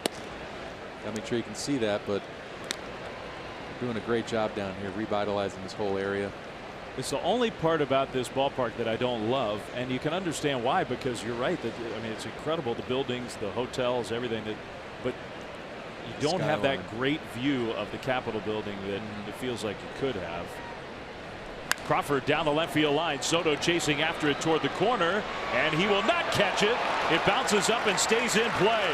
It's a fair ball. McCutchen around 3rd. He's going to score without a throw into 2nd. It's another double for Crawford. 6-2 Giants.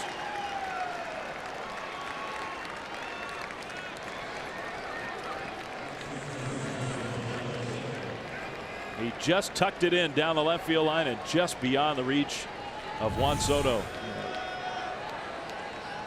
Valiant effort. I think he kind of just didn't know where the wall was at that point. Pulled up a little bit.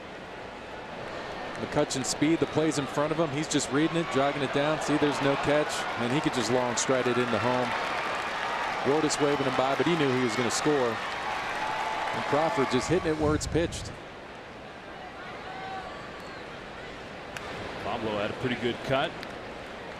And there it is, the fourth first pitch swing of the season for Pablo Sandoval. Isn't it amazing?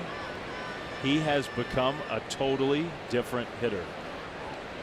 And I think under the radar, he's not playing every day, so it's been easy to overlook. He's Mr. Definitely. Patient. And he's not taking a ton of walks, but he's just got a different approach. Well, there's no secret what you're getting here. You know, they've already been out there, overexposed a little bit. Now they're getting some action in the pen. They know you're getting cutter. Get the hands moving, get him going. Now he's in protect mode, trying to do something, just to flip one out there. Bryce is playing pretty deep and right. Strikes out swinging. Chased one there for out number 2. Crawford still at second, 2 down. Well, all summer long at AT&T Park, there are group tickets available, whether it's a birthday, an anniversary, a corporate event, bachelor party, bachelorette party. If you got a big group, 25 or more, visit sfgiants.com/groups. You can also call 415-972-2298.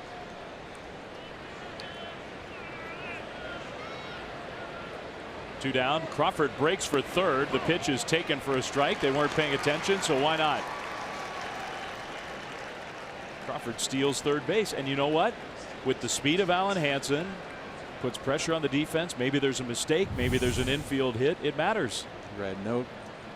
No thought of even paying attention to Brandon Crawford. Rendon did a courtesy jog to third. Hansen pops this one up, and he's upset at himself. Yes, it is possible for Alan Hansen to make an out. Giants get the 1 run, though. Single by McCutchen, double by Crawford. 6-2 Giants.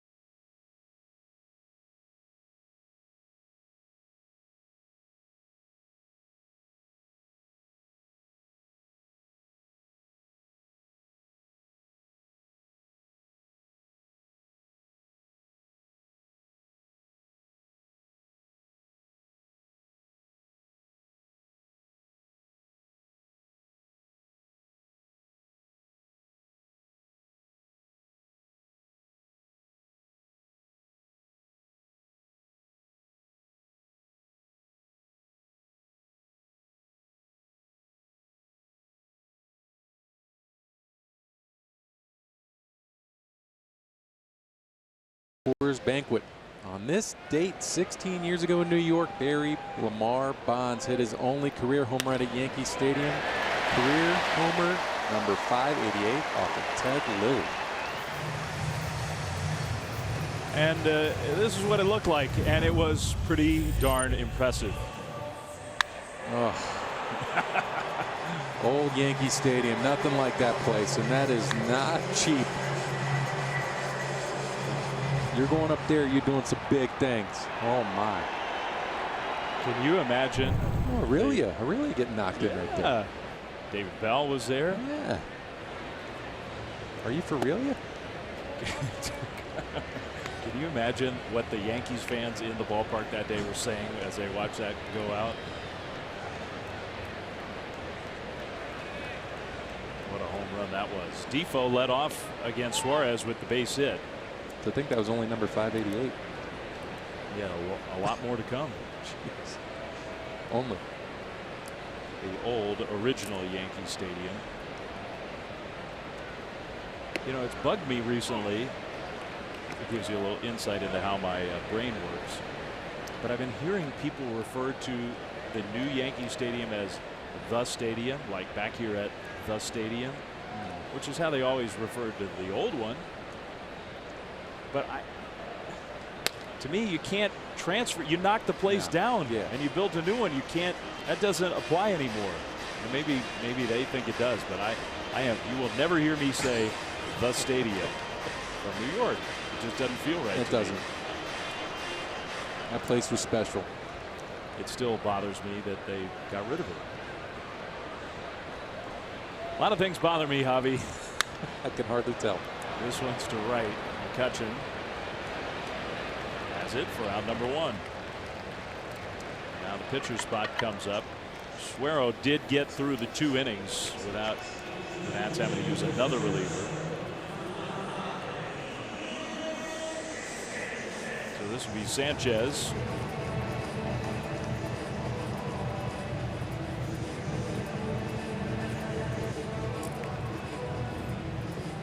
Suarez still hasn't gotten his old patented double play at this point. This could be a good one. It's true. We had that stretch. We had 2 starts where he got 3 in each of them, right? Yeah. This would be a good spot. It would be an excellent spot. Sanchez batting right in. He's got a little bit of power and a little bit of speed. Mostly just kind of a versatile utility type player.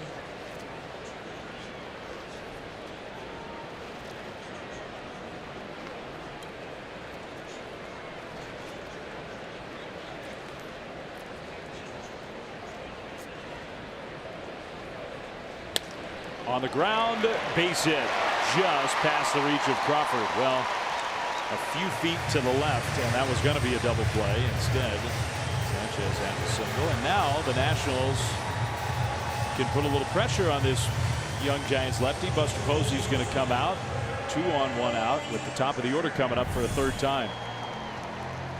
Good breaking ball, well executed off the end of the bat. Drives it up the middle, good piece of hitting. Hit it where it's pitched, back up the middle. Got some guys loosening up in the Giants pen, just getting their bodies ready. This next pitch will be 80. We definitely want to get Suarez through the inning, as he is due up first. So now Turner taking, wow. Now where on earth was that pitch? That looked to be almost right down the middle. Yeah. Store's closed right there down the middle. And that's a pitch that every hitter's looking for. Okay. All right. Was I crazy? No. Maybe not right down the middle, but that's a strike. 1-1 to Turner's 1 for 2. 2 on 1 out. Big spot in this game. In the dirt with that hard slider. And I do think that, Bruce Bochy, he would love for Suarez to at minimum get through this inning. But a little warmer weather, maybe take a little something extra out of Suarez. Plus, he's been pretty aggressive with his young starters. Going to the bullpen. He's got a fresh bullpen. Yeah, he won't be afraid to go down there. See Maranta slowly playing some catch now, getting loosened up. We got the left-handed hitting Harper on deck. After that, all bets are off. 3-1. Turner takes way inside. So that's a walk to load the bases. And Andy Suarez and the Giants are in some trouble here, with the home run leader in the National League coming up in a spot where a home run would tie the game. Kurt Young's going to come out. This will be the second visit of this inning.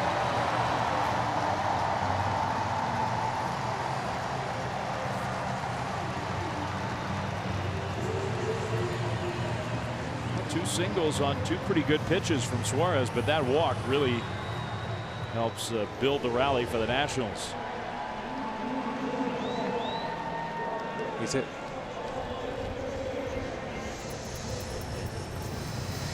Xfinity X1 customers say, show me the San Francisco Giants into your X1 voice remote and get live stats on your TV. Change the way you experience TV with Xfinity X1. Kurt Young just telling him right there, settling the big fella down. Just, hey, lefty, lefty, this is a strength for you. Mix it up, make him hit your pitch. You know, Bryce is trying to be over aggressive, take advantage of a pitch maybe out of the zone. The Nationals like to expand. Chase pitches out of the zone. This would be a good spot. Yet again, maybe get a rollover and get back in the dugout. No harm, no foul. He hits one into right field, base hit. He got the ground ball. Flying around third is Sanchez, and he'll score the second run. Harper's two-run single makes it 6-4. And that, in a way, is just more kind of bad luck for Suarez, who's going to be coming out of this game. He got two ground balls in a spot where he was looking for one to turn a double play, and both made their way into the outfield. So Suarez is out. Moranta coming in. Giants lead down to 2 when it's time for a change. Think Speedy Oil Change and Auto Service, your oil change, tune-up, and repair experts.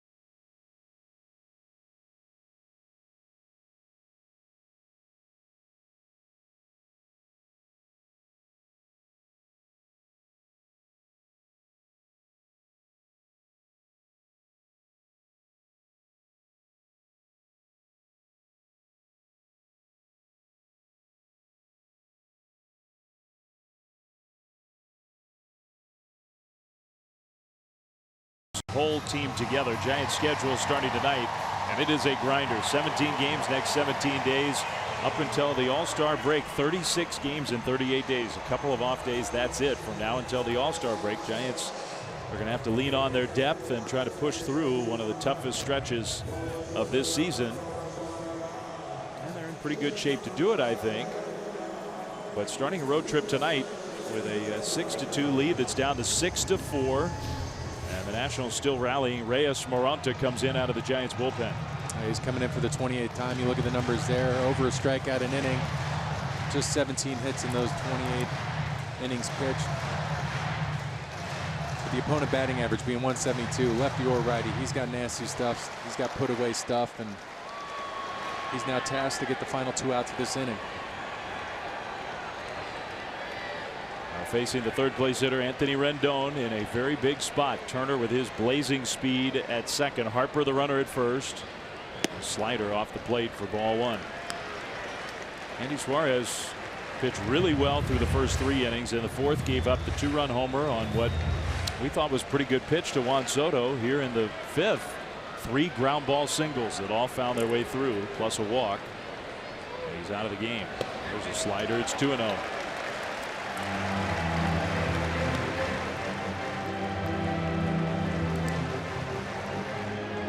Responsible for both of the runners on base, and it's Moranta's job to at least keep the Giants ahead.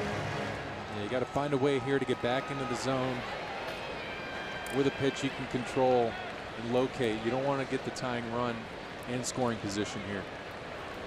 He missed badly with the fastball. It's 3-0.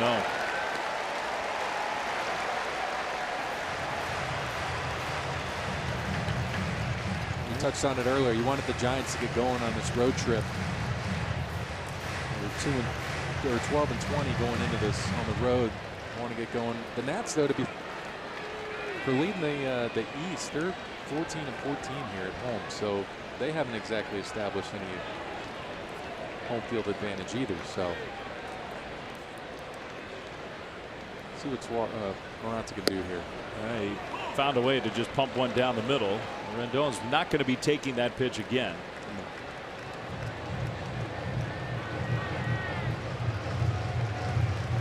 One thing for the Giants, they have brought their offense on the road here tonight. Against Strasburg, Kelly, Suero. 3-1. That one is hit to center. Gorkis lining it up. Turner probably going to tag. Hernandez makes the catch. The throw goes to the cutoff man Crawford. Turner goes to third, 2 down. Great job by Moranta to come back. 3-hole hitter Rendon fell behind in the count. Attacked and beat the bat just a little bit, just enough, got him to fly out. And now you're just one pitch away from getting out of this. Yeah, that's a 3-ball no strike count to the third place hitter, one of the very best Nationals hitters. Still not out of the woods. Mark Reynolds 0 for 2 with a couple of strikeouts. Moranta to Reynolds, who pops it up, and we'll see. Hansen coming into foul ground. Hansen underneath it to make the catch.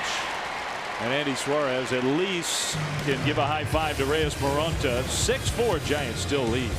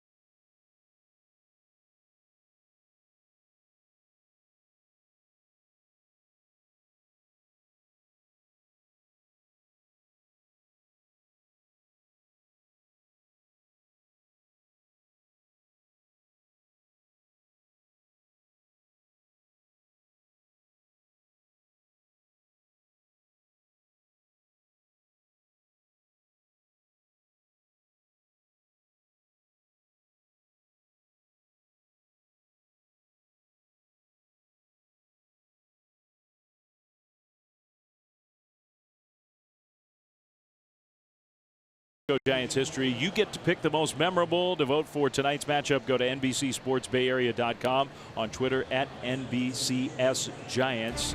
Winner will be announced on Giants post game. The current reigning champ comes from right here in this ballpark. Game 2 of the National League Division Series. Zimmerman out, bullpen in. Giants tie the game. It goes 18 innings. Yusmeiro Petit with an heroic effort out of the bullpen. And finally, in the 18th, Brandon Belt against Tanner Roark. The home run to put the Giants ahead and win the game. Giants would win that series and win another World Series with the man who is sitting next to me, Javier Lopez, who had a great seat for that long, epic game. Hunter Pence against Justin Miller just into the game. Slow roller to third. Nice play, Rendon. One away. So Justin Miller, we saw him a couple years ago with the Rockies. 5 appearances. He's been good. How about that? He has been good. Yeah, and it's been a pleasant surprise when you look at those strikeout totals in just 6 1/3. And it's really a 2-pitch guy. It's mid-90s fastball with a slider off of that in the mid-80s, and he's just He's got some deception. He comes set cross-firing on these right-handers. He could be nasty.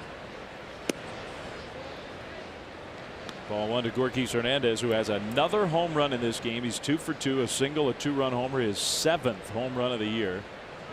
Gorkis Hernandez is slugging .479. Pitcher spot due up next. He goes to bunt and bunts it foul.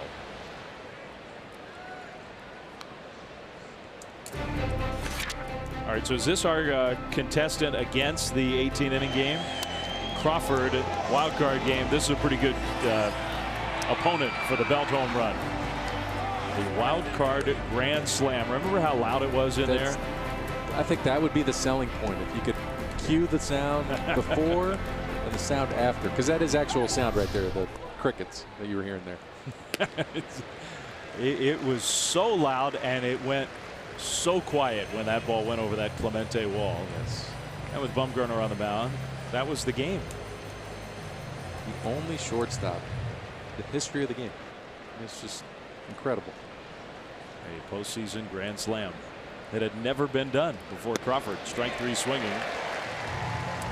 2 down. Just a straight challenge fastball there. Blew it right by Gorkis. So Austin Jackson is going to hit here for Reyes Moronta, who I thought just did a superb job out of the bullpen. Faced 2 hitters, got 2 outs, but they were huge outs. He settled any momentum that they were trying to create. It was a great job. Came in with power stuff, a totally different look than what Suarez was giving him, and it worked out in his favor. Strike 1 to Austin Jackson. 6-4 Giants here in the 6th. Mark Melanson, a former Nat, wasn't here for long, but had a very successful few months with the Nationals, and then joined the Giants right after that. We are going to see him in the bottom of the 6th.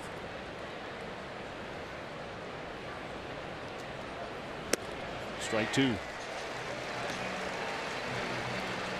You can see the deception when Miller's pitching. It doesn't seem like these swings are on time. Big fella coming across, a little bit of a crossfire. I mean, it's a high 3/4 release. Oh, quick pitch. He did. He quick pitched him and just missed. Not by much. So he can do that too. Yeah, well, when you're feeling froggy, leap. Those numbers are froggy. Oh, yeah.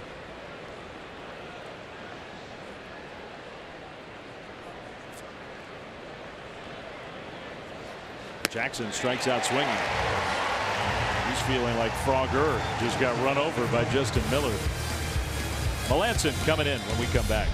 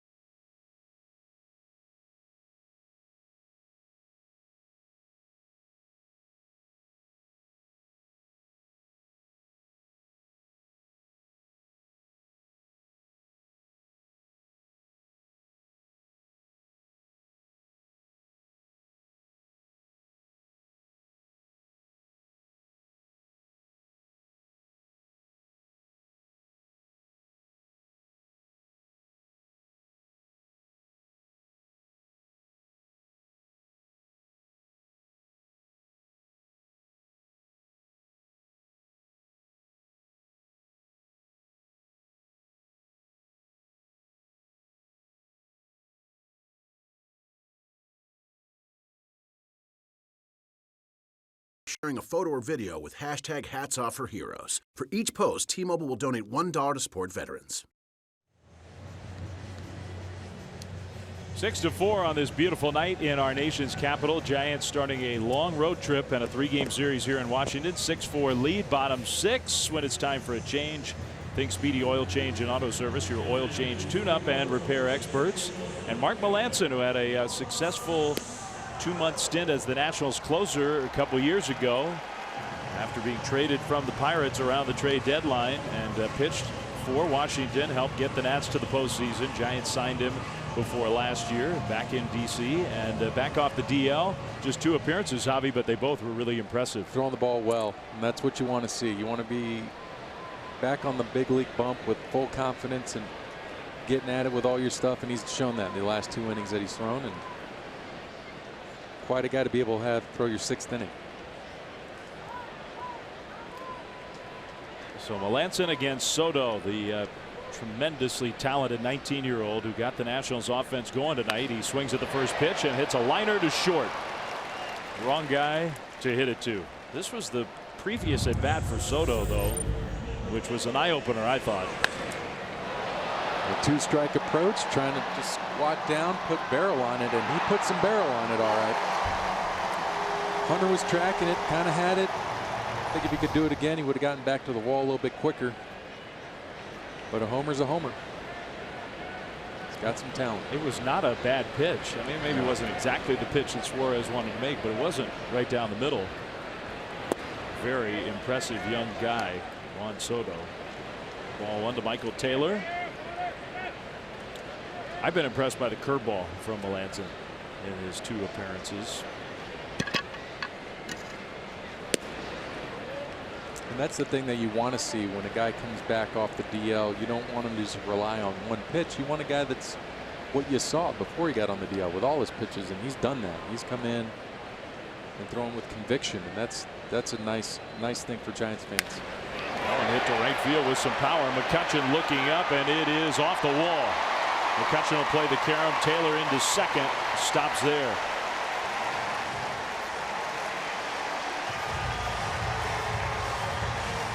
That's the first hit given up by Melancon since coming back.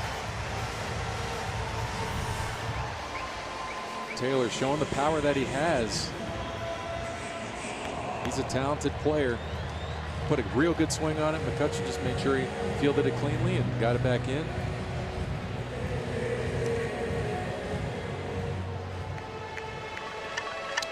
Cutter from Melancon didn't quite have the same kind of movement to it, and it caught a pretty good chunk of the strike zone. Taylor with a good opposite field approach. So now Defoe, who was 1 for 2 with a single and a run scored. Got the rally started last inning against Suarez. Giants have led the entire way, but the Nationals scratching and clawing. Down just 2, tying run at the plate. That hit him way inside with the cutter. Tying run is on base now.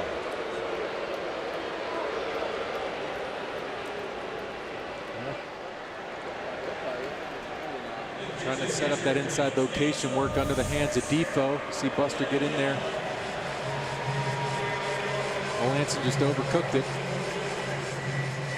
But it's not always a bad idea to hit a speed guy in the knee. Yeah, try to score on an extra base hit now, Wilmer. He's at first, and the 8th place hitter Severino comes up.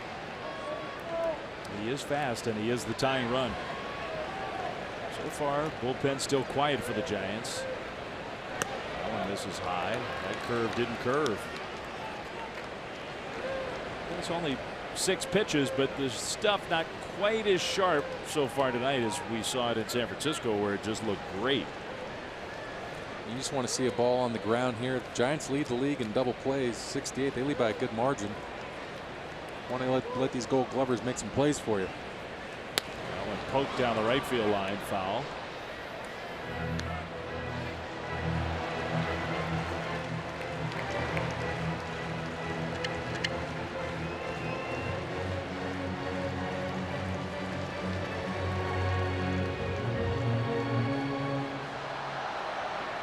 It is kind of startling to see a guy that the Giants are paying to be the closer come back off the DL, and the bullpen has been so good in the back end that he's basically the 6th inning guy at the moment.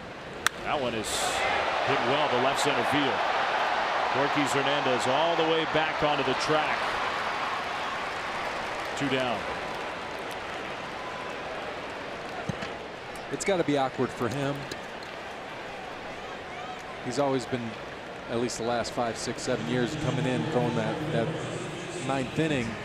It's an awkward position for him to be in, but at the same time, when there's rhythm and chemistry, you don't want to just go right in and upset it. You want to make sure that Melanson's ready to go, because when he finally assumes that job again, you want to make sure that he's the Melanson of old. I think that's kind of the idea from Bruce Bochy, is let's not put too much pressure on him with all the injuries and lack of consistency these last 18 months in a Giants uniform. Let him ease back in. This is not easing back in, though. Matt Adams is having a big time year with the power bat. 2 on 2 out as the pinch hitter for the Nats. Down with the cutter, ball 1. Adams hasn't played that many games. He's in the top 10 of the National League with those 13 home runs. You look at his numbers and Reynolds combined, they're getting some pretty good production.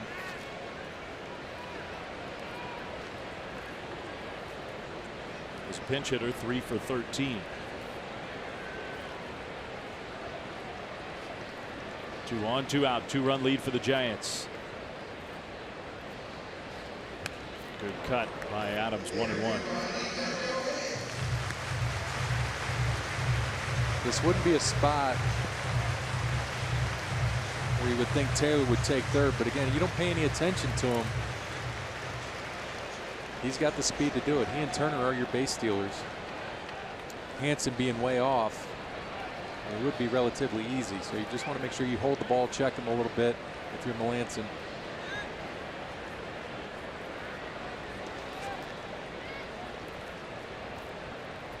No check. Ground ball. Past the dive of Hanson. He beat the shift. That'll score a run. It's a 1-run ball game.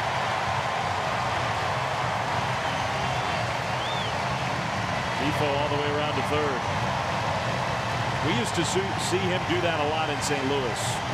When teams shifted against him, he was pretty good at going to left field. Oh, yeah. That's hit it where it's pitched. I'd like to say a good piece of hitting, but almost just a lucky piece of hitting, really. And you see the smile, you see the smirk on his face. And still 2 outs. Still a Giant lead, and Melanson facing the right-hander now, where he's more comfortable. It is a good hitter, though, Trey Turner, who's got a single and a walk and has great speed. If he hits it on the ground, it is not an automatic out. That runner at third base, an infield hit, would mean a tie game.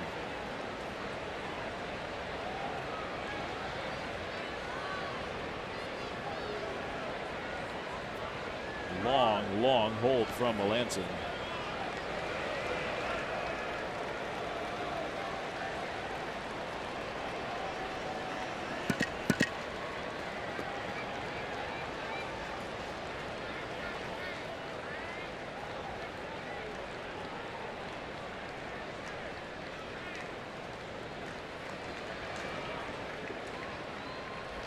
First pitch is high, very high. He doesn't have the feel of that breaking ball right now. Second time he's missed way up. Will Smith getting loose, and you do have Bryce Harper on deck. So second base is an open base. Smith, I would imagine, is getting ready for Harper. That's a strike. Got cutter. He got the call. That one really well executed pitch, 1-0. Trey Turner looking for something middle in that he could turn on. Gets the call from Kerwin. Back into the count. Good job of finishing up over that front foot through the target.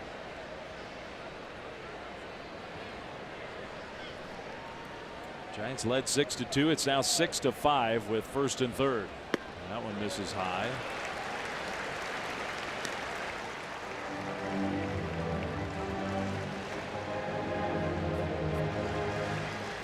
Kinsler, ground ball specialist in the bullpen for the Nats.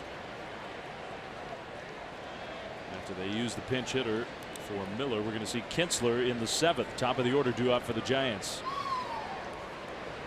That one to right field. McCutchen got kind of a late break, but he's got time to get over there and make the catch.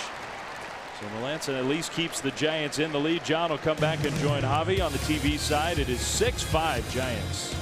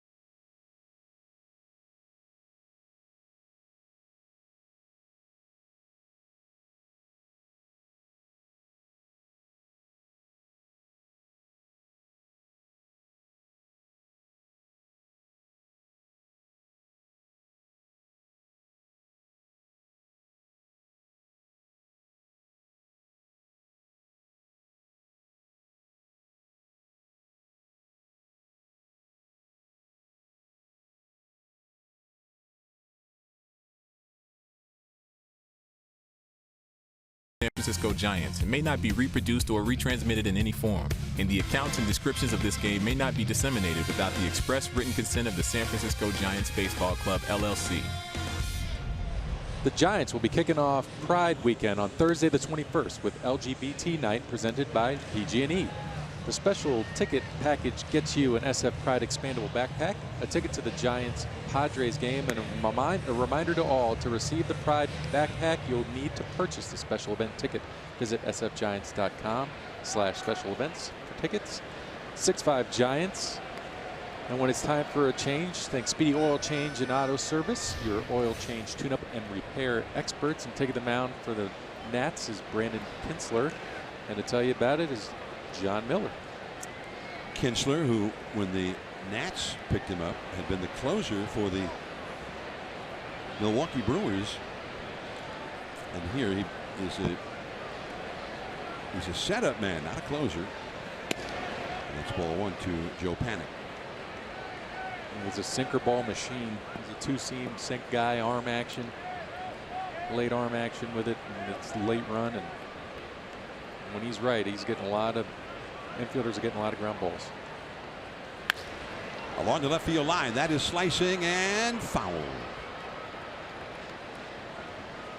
1 ball and 1 strike now to Joe Panik, who has flied out to left center, lined out to first, and grounded out to second.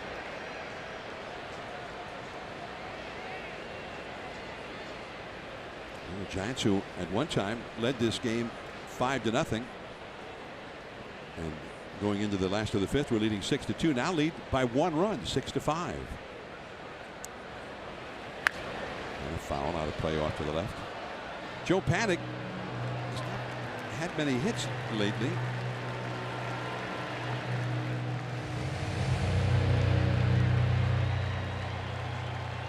He's 0 for his last 15 since last Sunday's game against the Phillies, when he had a couple of hits against Jake Arrieta. Inside. 2-2 now. Big crowd here at Nationals Park. And the Nationals, with their starting pitcher, Steven, we had to assume something. We never got an announcement about what happened to Strasburg. Nothing. That ball is hit well. Harper going back, and it's way over his head, off the base of the wall. Panic into second, standing with a double. That's his first hit since last Sunday, and he hit it hard. And it's a big one too. You need add-on runs at this point late in the ball game when you're running out of outs. Try to get on there and take another look. They're trying to jam him inside. Ball leaks out over middle. Joe with that short, compact swing drives off that back knee, gets good extension. And Harper tries, give it a little look, tries to play the carom, hops a little bit to his right. No chance of the play at second. Lead off double, top of the order. The beef coming up. See how it goes. Buster Posey 0 for 3. Strike one. Buster has lined out to left, flied out to right, and grounded out to short. 11 hits for the Giants. Of those 11 hits, 5 doubles, a triple, and 2 homers. 8 extra base hits. That's a base hit to right field. Now Harper's got a great arm, and Panic will be held at third. Harper fires into the cutoff man, Reynolds. First and third for the Giants with nobody out, and Andrew McCutchen coming up.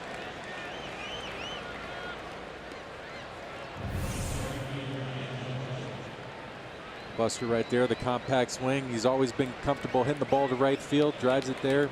Bryce just showing off the arm to show it off, but Wotus holding him up. Easy decision on his part.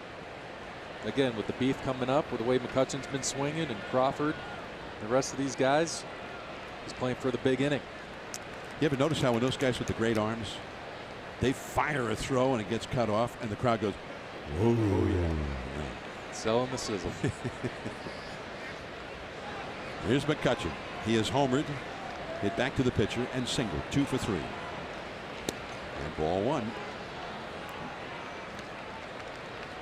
McCutchen versus Kinsler has had 8 plate appearances in his career and has reached base 5 of those 8 times with a single and 4 walks.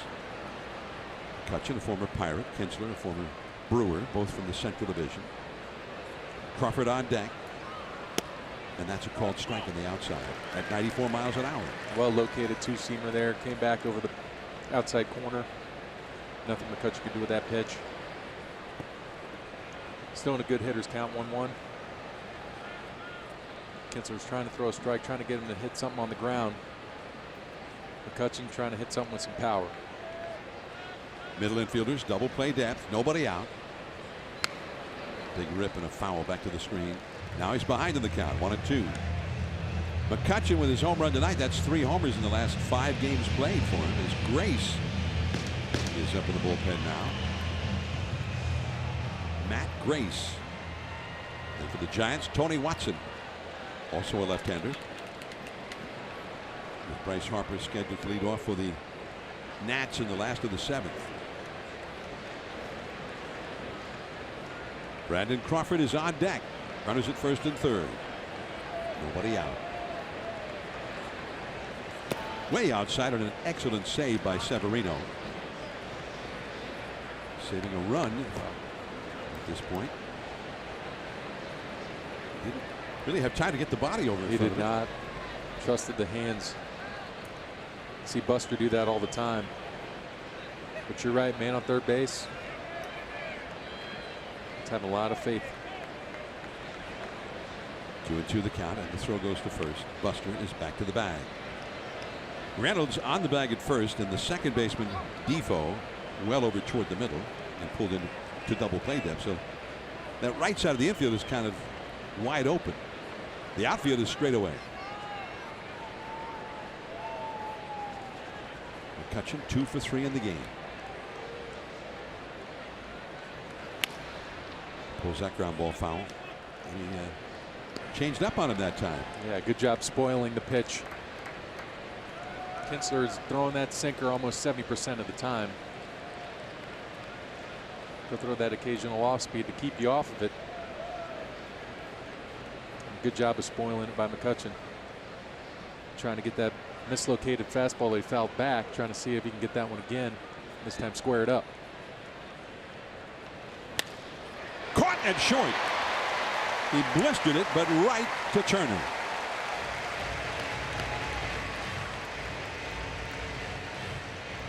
So bad luck there for McCutcheon and the Giants. The old Adam ball smoked it. Trying to get that sinker down and in. Keeps the hands inside the ball. It's 101 exit velocity. He couldn't even take a step out of the batter's box. That's how hard he hit it. But it doesn't get any easier now. So here comes Crawford. He struck out his first time up against Strasburg, but then doubled in the third and another double and an RBI in the fifth. 2 for 3, hitting .329 for the year now. Called a strike. Wow. On the Definitely inside. Yeah. Take another look here. That fastball. Good job of framing it. Kerwin had the hand going early.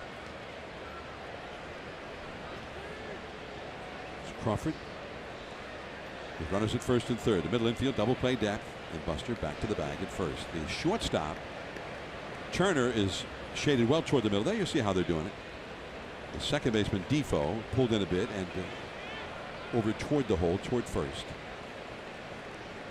The outfield is pretty much straight away for Crawford.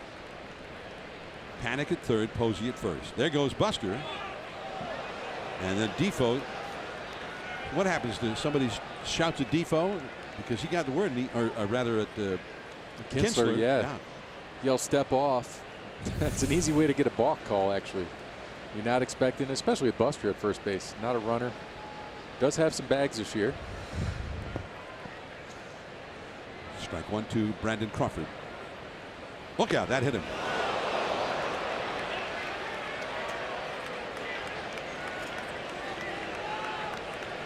And the bases are loaded. And Pablo Sandoval comes up in a big spot now. Again, trying to work in under the hands on these lefties. Comes back. He's got the elbow guard, but it looks like he catches him on the tricep. Maybe the very, very top of that Evo shield. Either way, big spot for Pablo. Pablo has a double and twice has struck out. 3 men on, 1 man out. And ball one.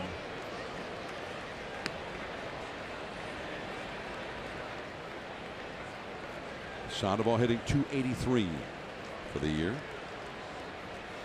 And he has really hit well playing on a daily basis in the absence of Brandon Belt. Base hit to center field. Panic scores. Buster's going to be held up. Taylor with the great arm. Throws in behind Crawford at second. 7-5 Giants. A second hit of the night for Pablo, and this time an RBI.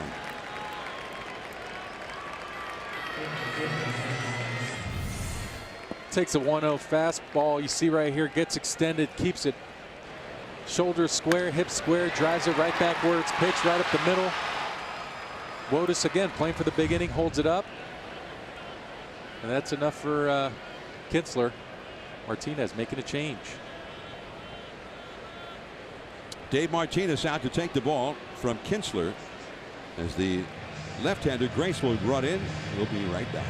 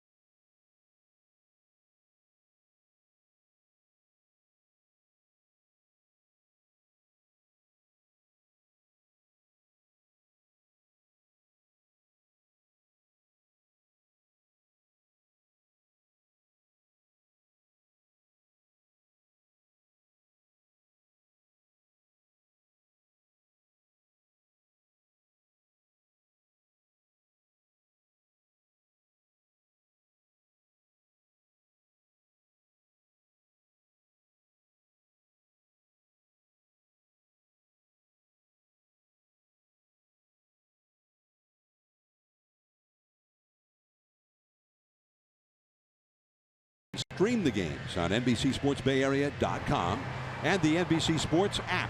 Brought to you by your NorCal Honda dealers.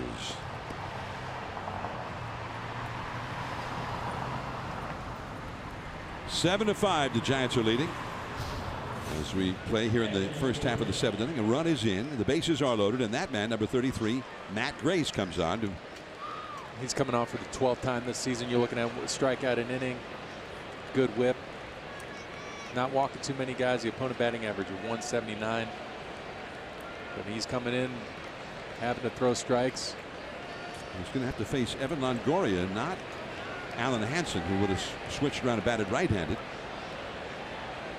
So here's Longoria. He's been battling a cold the last few days. Bochy was hoping to get him a couple of days off in a row here, but now he's in the game in the seventh. There's a high drive to right, plenty deep enough to get Buster home from third, you would think. Buster tags, he heads home. Also tagging up Crawford, he moves to third. So Evan Longoria comes off the bench and knocks in a run just like that, and it is 8-5 Giants.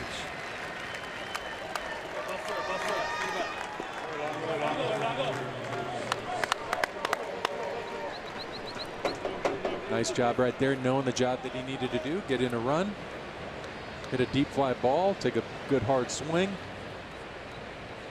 Does exactly that. 32nd RBI for Longoria. And a great job of answering right now by the Giants. After giving up a couple, letting these Nationals get back into a ball game. When they're running out of outs, being able to get these runs across really will pay off. Now Pence trying to knock in another one. He has an RBI tonight with a long double back in the second inning off the right center field wall. He also has grounded a short and grounded a third. Grace is another guy that's going to try to get ground balls. He's got a heavy sinker and a slider off of that. Primarily a two-pitch pitcher. 1-1. That was the breaking ball you saw right there. Slide piece? That's a slide piece. 2 runs in for the Giants. It started with a panic double. Posey followed with a single. The one out, Crawford hit to load the bases. Side of all an RBI single. Longoria with a sacrifice fly. And that's a base hit to right field. Hit very hard by Hunter Pence. So Pence has really clobbered the ball twice tonight for RBI hits. And he was not doing that. He was not hitting the ball hard before he went on the disabled list. Well, again, hit it where it's pitched, leaves it out, outside corner. Don't try to do too much, just go with it. And serves it into right. And it's turned into the big inning that the Giants were looking for. So now Gorkys Hernandez, who has a single to left. And I think he shocked everybody in this ballpark when he hit a long home run to right center. The second time up, he takes low for ball when he struck out in the sixth inning. 3 runs in for the Giants here in the seventh. They lead 9-5.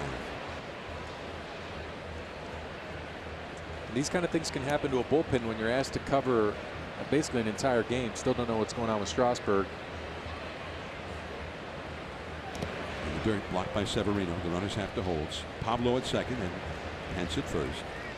Yeah, Strasburg went the first 2, and then that was the end of him. Yeah, and then you start using your pieces a little bit differently. You're asking guys to throw multiple innings, not being able to work the situational thing. And this bullpen was throwing the ball well. Last 15 games, they had a .98 ERA. This is the hottest club in the league right now. Back to the screen. In the fourth, he went deep. Yeah, Suero threw that cutter, stayed on it, drove it right up the middle. Just like, it's amazing, this guy, how many homers he's hit. 7 home runs for Gorkys this year. 141 at bats. On the ground is short. Turner. Defoe at second for the putout on Pence, and that's the inning. 8 men bat, 3 score for the Giants. They lead 9-5. Bryce Harper will be coming up.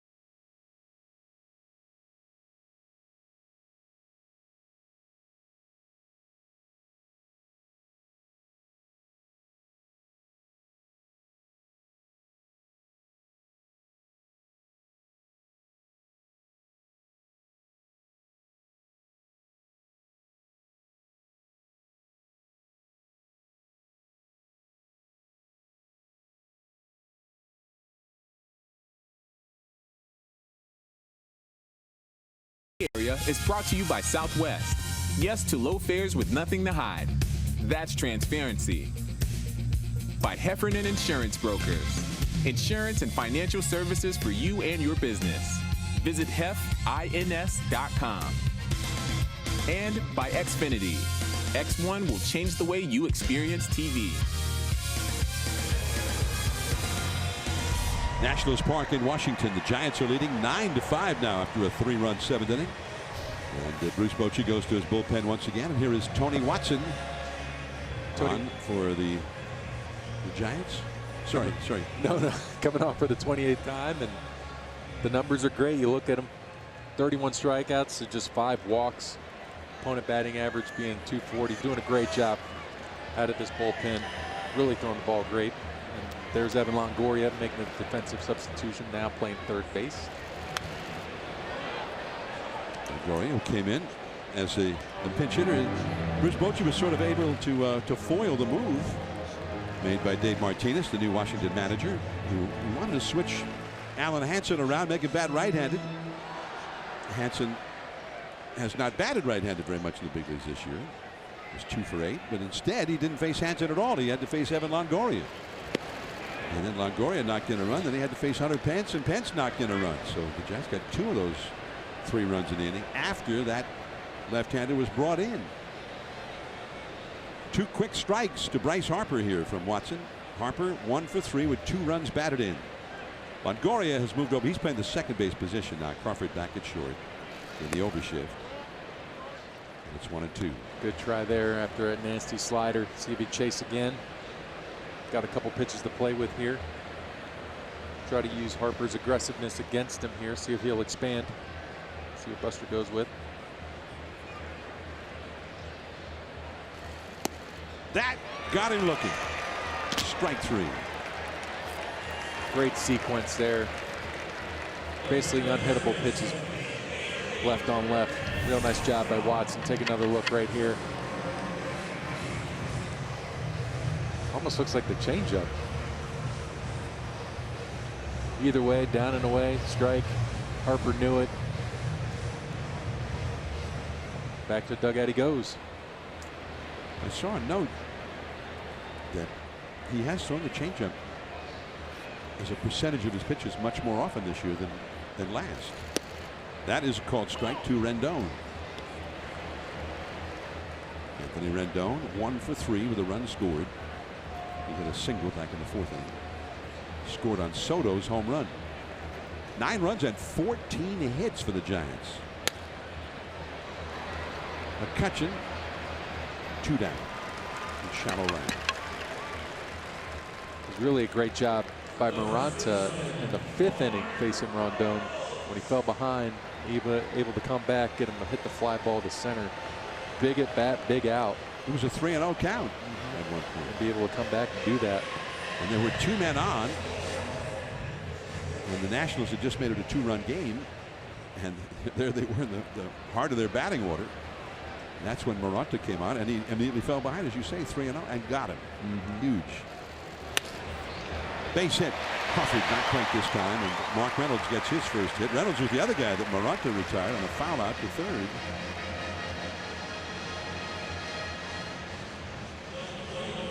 So 2 down. Reynolds gets his first hit of the game, and here comes the rookie Juan Soto again. Well, you've seen him now 3 at bats. What do you think? I like his composure. I feel like he's comfortable at the plate. The numbers bear out, as you can see. The 2-strike approach home run opposite field. That was impressive. I don't care who you are. When you can go oppo in any ballpark, that's impressive. But as a 19-year-old, I was still in college trying to figure out what I was doing there. So I mean, this guy's in the show doing work, and that's impressive. 1-1 the count to Juan Soto.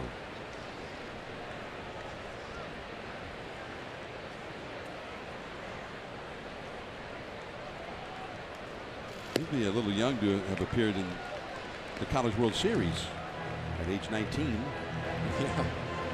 That's being in the big leagues. But you know, that his first at bat you pointed out what he was doing, this two-strike approach.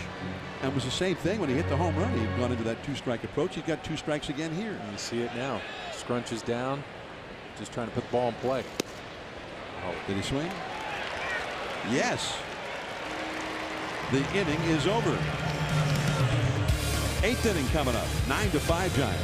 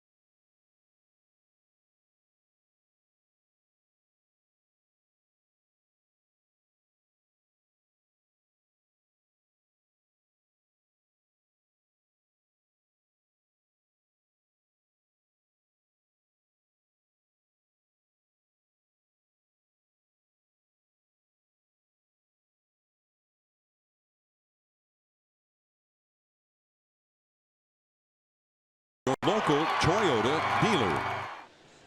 And the Giants with 9 runs, 14 hits, including 5 doubles, a triple, and 2 homers, 8 extra base hits. 5 runs, 9 hits for the Nationals. A home run by the rookie Soto. And Steven Strasburg left after only 2 innings. Our supposition is something was wrong. We never got any kind of word from the Nationals. And I think the Nationals are one of those teams that don't announce anything from the clubhouse until after a game's over.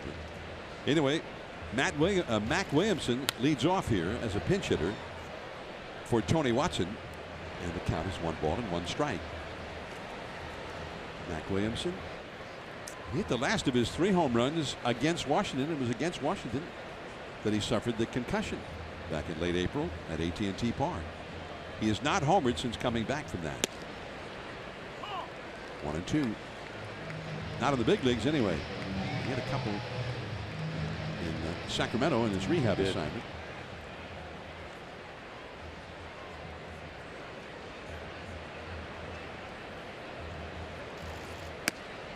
Off the outside, and the ball is carrying well. Would that be your assumption based on what we've seen tonight?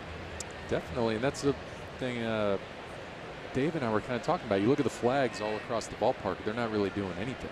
But the ball's off the bat, and the ball will tell you what's going on. And a lot of carry to right center, carry into the bullpen.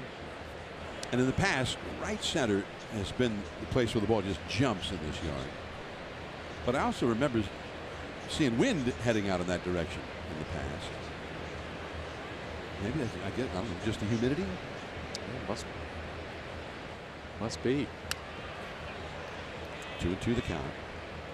Physicists say when it's warm and humid, that actually creates a condition for the ball to carry better.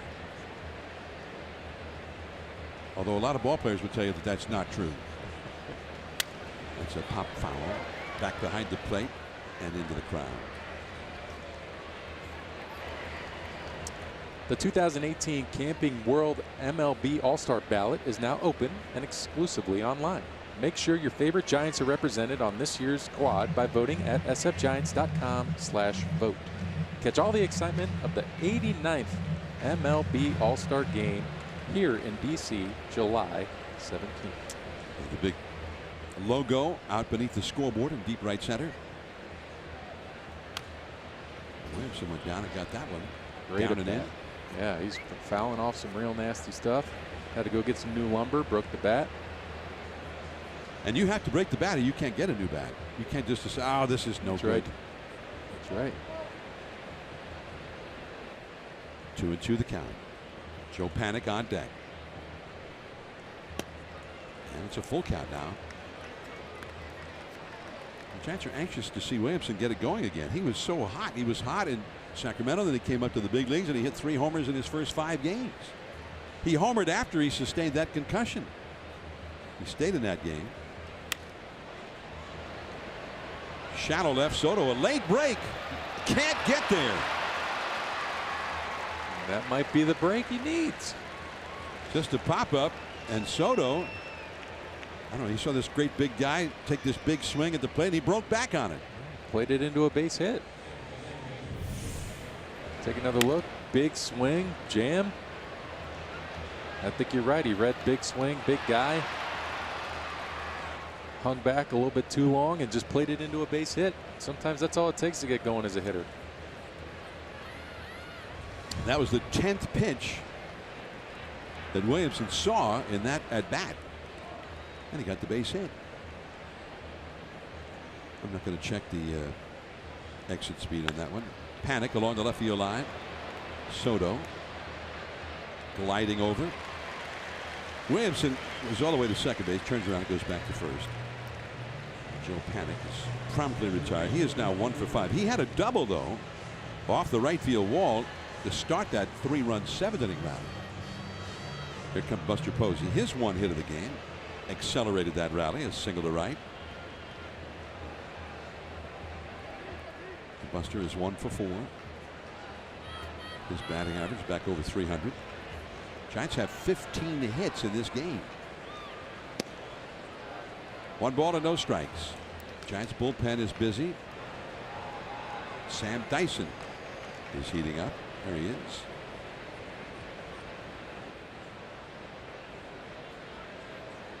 Early game tomorrow. Short turnaround. That's a bouncer foul. 1 ball, 1 strike to Buster Posey. Hopefully the weather holds off. Some inclement weather coming through the area the next couple days, so hopefully enough to get a ball game in. The Nationals have some big gala. That's right. They do the gala after the game. All the players will be going, and so they wanted to. Black tie affair, I believe. I believe they got to get dressed up to the nines for this. So they had an early start to the game tomorrow, and then a later start on Sunday. They won't start till 4:05 local time Sunday. Let the guys sleep in. Yeah. And that's a foul ball. Well, we are going to check the exit velocity. And I don't think that's optimal. when you want to drop one in front of the left fielder, you don't want to hit it too hard down. It's true. 72 miles per hour. He's just showing you the wide range that he has. From 72 to, what's his highest, 116 or something? Yeah, 116, 117.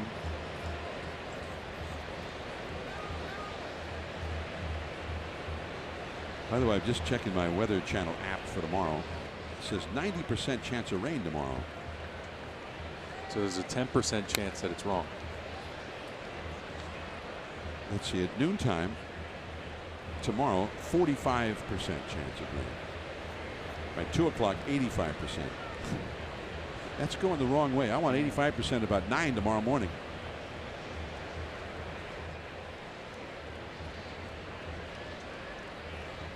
Well, maybe they could just put a nice tarp on these huge cranes that they have.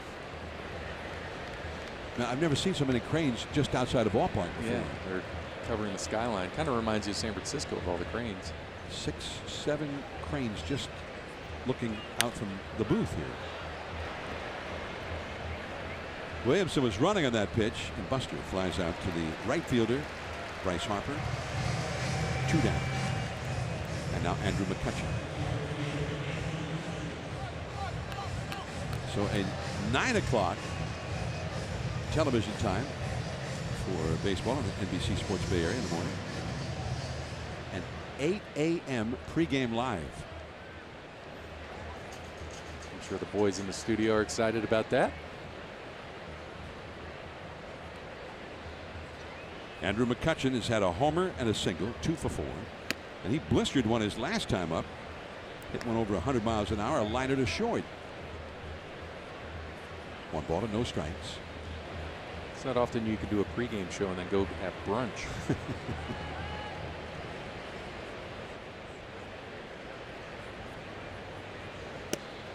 Severino's throw to first, and Williamson back to the bag. No tag attempt there by Reynolds. He might have dug that one out of the dirt. Giants lead 9-5 here in the 8th inning. So 9 o'clock TV time tomorrow for the game, and then 1 o'clock on Sunday. Popped up, way up there. Trey Turner. And the inning is over.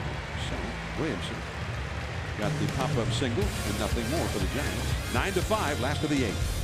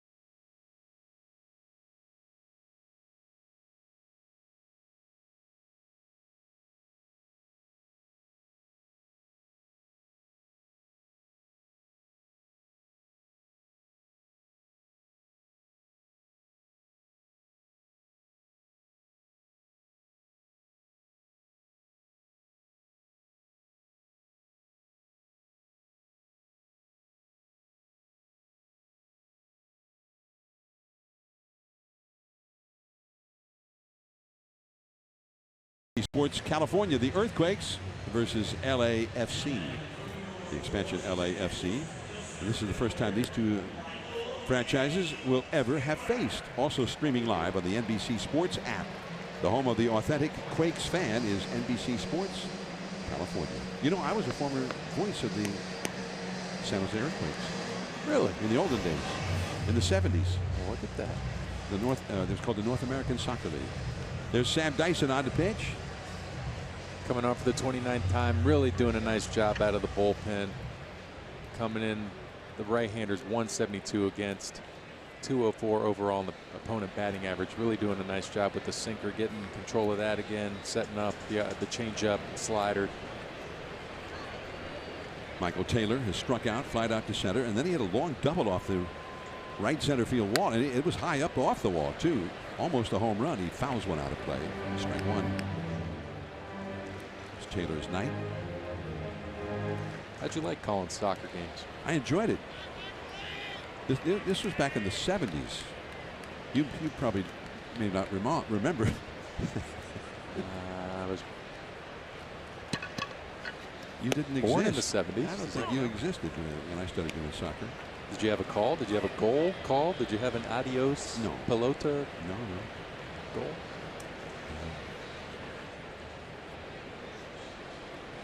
I think they said something clever like he scores. That's a good one. But it's effective. Kind of shouted it. It's effective. Oof. Seen it called tonight. Good pitch. 1 ball, 2 strikes to count to Taylor. Defoe on deck, and then Severino due up third of the inning. 9-5. The Giants are out in front. Crawford. 1 away. And you see the speed of Taylor. But they got him.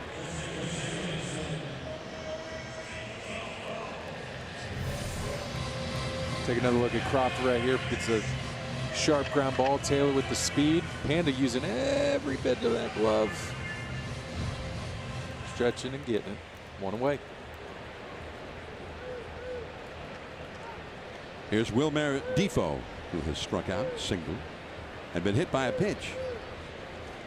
Last of the 8th inning. 1 out, nobody on. The Giants lead by 4. And there's ball 1. Now, the Arizona Diamondbacks are playing in Colorado and leading 5-1 in the last of the 4th inning. In about 15 minutes or 20 minutes, the Dodgers will be hosting Atlanta in L.A.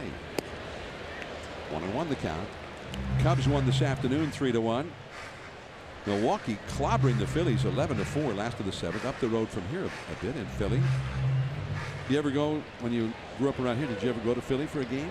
Never went to Philly. The stop was Baltimore. That was it. That was my team. The O's. That's a called strike 2. When I did Baltimore games, we were on powerful stations here. The 50,000 watt radio station, WTOP, on television here. Oh, yeah. Was part of the market for the Orioles. And home team sports. They determined at one point that maybe 30% or more of the fans who bought tickets to games in Baltimore came from here, from this market. And that's back out of play. We come over and do speaking engagements and whatnot here in the off season, just like any other city in the Orioles region. It was fun. The president would come over and throw out the first ball sometimes on opening day. But now Washington has its own team. 1 ball, 2 strikes. Pence into shallow left. 2 down. Defoe. Defoe actually got 1 airborne against Dyson, but just a pop-up. He's doing a nice job mixing it in. Good change up there. But he's just working at the knees right now. Working down in the zone. He's really in tune mechanically. He's feeling good. The ball's coming out. Good late life. You can see by the swings that these hitters are taking. Like I said, these hitters will let you know how good the pitcher is by the swings they take.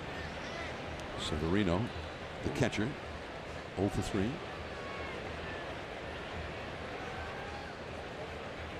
Yes, things were not going that well for Dyson when the season began, with a sort of a mechanical problem. Tough hop for Longoria. Handles it cleanly, throws him out. And a great inning for Dyson, which has become the norm for him. Brandon Crawford coming up.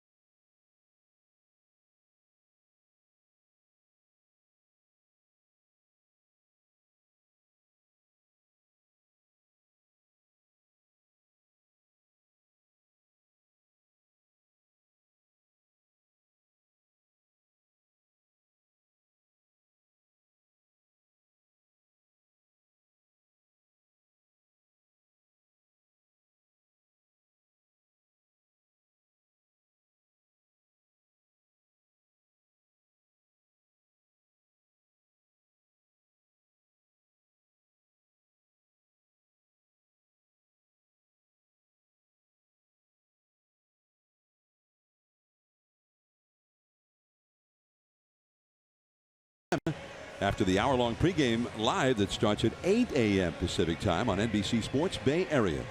It'll also be streaming live on the NBC Sports app. Don't miss anything about the Giants this season. Follow the Giants on Facebook, Twitter, Instagram, and NBCSportsBayArea.com. New pitcher. It's Collins in from the bullpen, the left-hander, Tim Collins. Interesting story about this guy. He's had, what, a couple of Tommy John surgeries? Yes, a couple of Tommy Johns. Last time we saw him was in the World Series back in 2014, when he was with Kansas City. Yes, he was. Well, that's the last time he had been in the big leagues until now. That's very true. Yeah, he's limited action, but you always root for comeback stories. It's nice to have a guy come back off surgeries and 3-pitch mix. Crawford, a fastball, and that was called a ball. Yeah. It could have been called a strike, though. It's going to be low fastball, low 90s fastball, curveball, and changeup. That's what you're going to see from this guy. Soto in shallow left. And Brandon Crawford was retired for the second time. And then he had 2 doubles and was also hit by a pitch in between the 2 times they retired him. So he's 2 for 4 plus the hit by pitch. Been on base 3 out of his 5 plate appearances with a run scored and a run knocked in. Pablo Sandoval will come up now.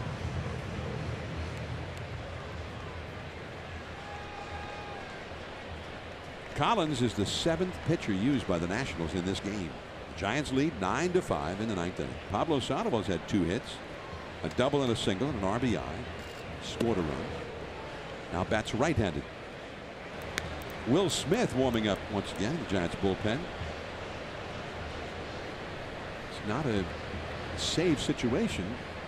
So with the early game tomorrow, see if they can get by without having to use Strickland tonight.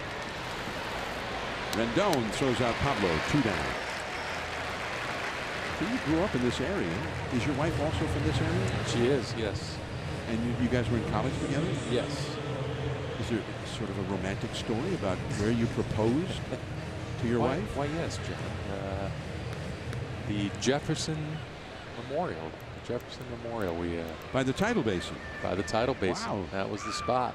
Yeah. Why the Jefferson Memorial? We both went to the University of Virginia, and I felt like it was easier to come downtown to D.C. to propose than drive 2 hours down to Charlottesville and do it there. So, okay. Well, that is romantic then. Yeah. So just the reason for it. It's a big night. Went to like a nice. Remember going to a nice restaurant, going out to eat downtown, proposing at the Jefferson Memorial. Beautiful night. Well, it is. And thankfully, she said yes. It's a beautiful spot. Longoria, left center, and Soto runs it down. A shin-high catch out there. Back here in the Javier Lopez hometown.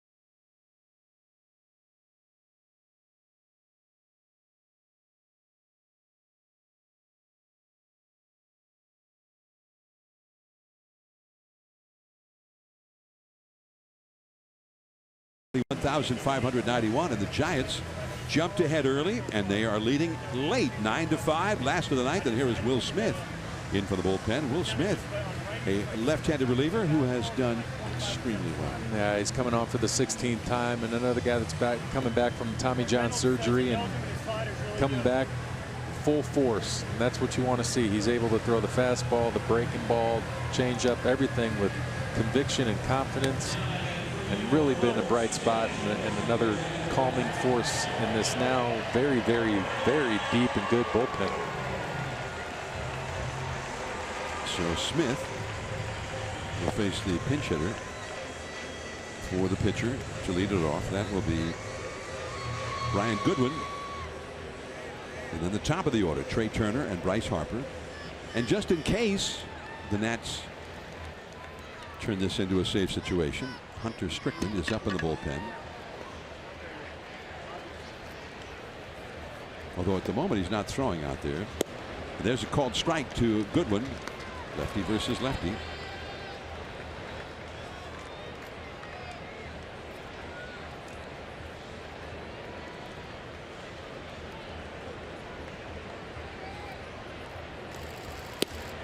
And a called strike. 0-2.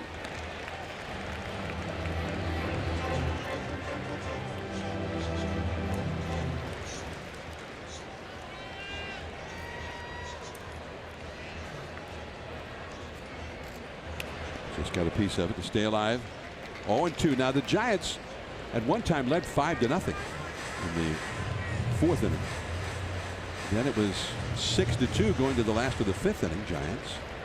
But by the sixth inning, it was only 6-5. The Nationals had come roaring back. But then a 3-run seventh made it 9-5, and that is still the score now. And the Giants bullpen has been pretty strong. Maranta came in and got out of a real tight spot. 2 men on, 1 man out in the 6-4 game in the fifth. And the 3-4 hitters coming up, and he got them both. No further damage. They did get a run against Melanson in the sixth. That's when it became 6-5. But then 9-5 in the seventh, and it was Watson with a great seventh, and Dyson a 1-2-3-8, and now Will Smith to try and hold the line here in the ninth. 2-2 the count. Back to the screen. This Washington team, when they played in San Francisco in late April, they were struggling big time. And the Nationals left San Francisco, and they lost their first 2 games when they got back home at the end of the month. They were 11-16 at that point. Since then, going into play tonight, they have gone 24-9. Now that's a long hot streak. That is. They've been playing some great baseball. I think they're first or second to the Yankees, I believe just ahead of the Yankees during that stretch. They've been playing some great baseball, led by that guy, pretty much the best pitcher in the league for a few years now, Max Scherzer. He's scheduled to go here in the finale on Sunday. Scherzer, who is 10-1, an ERA below 2. Pence into shallow left.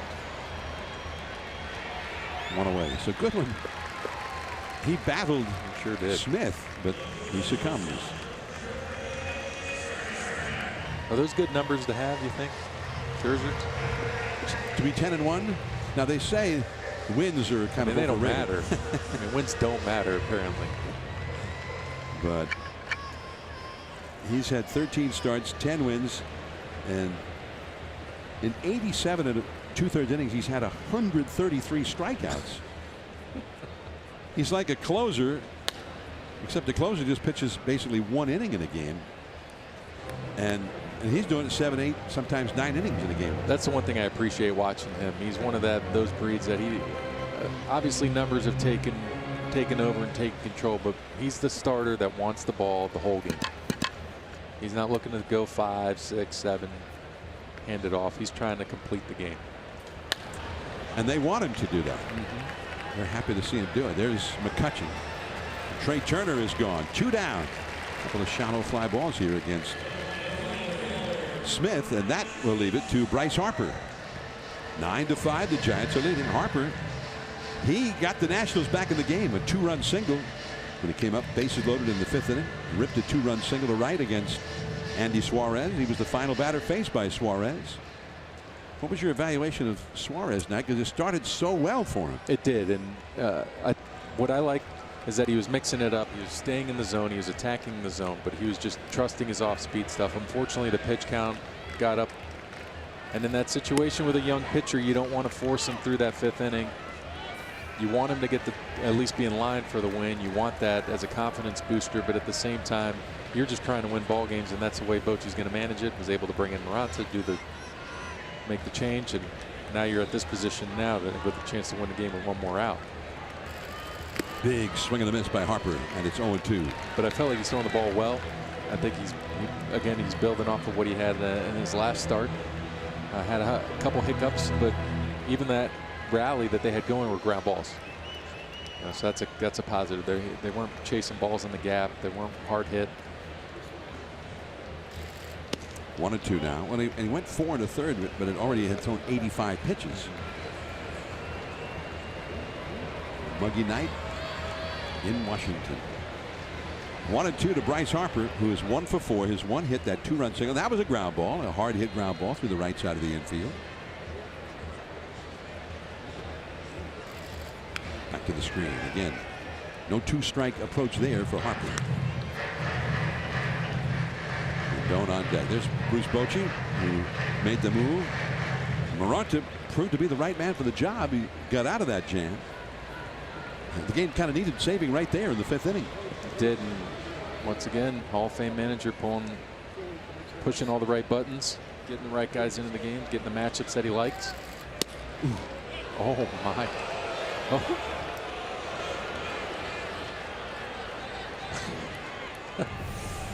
Let's take another look at this, but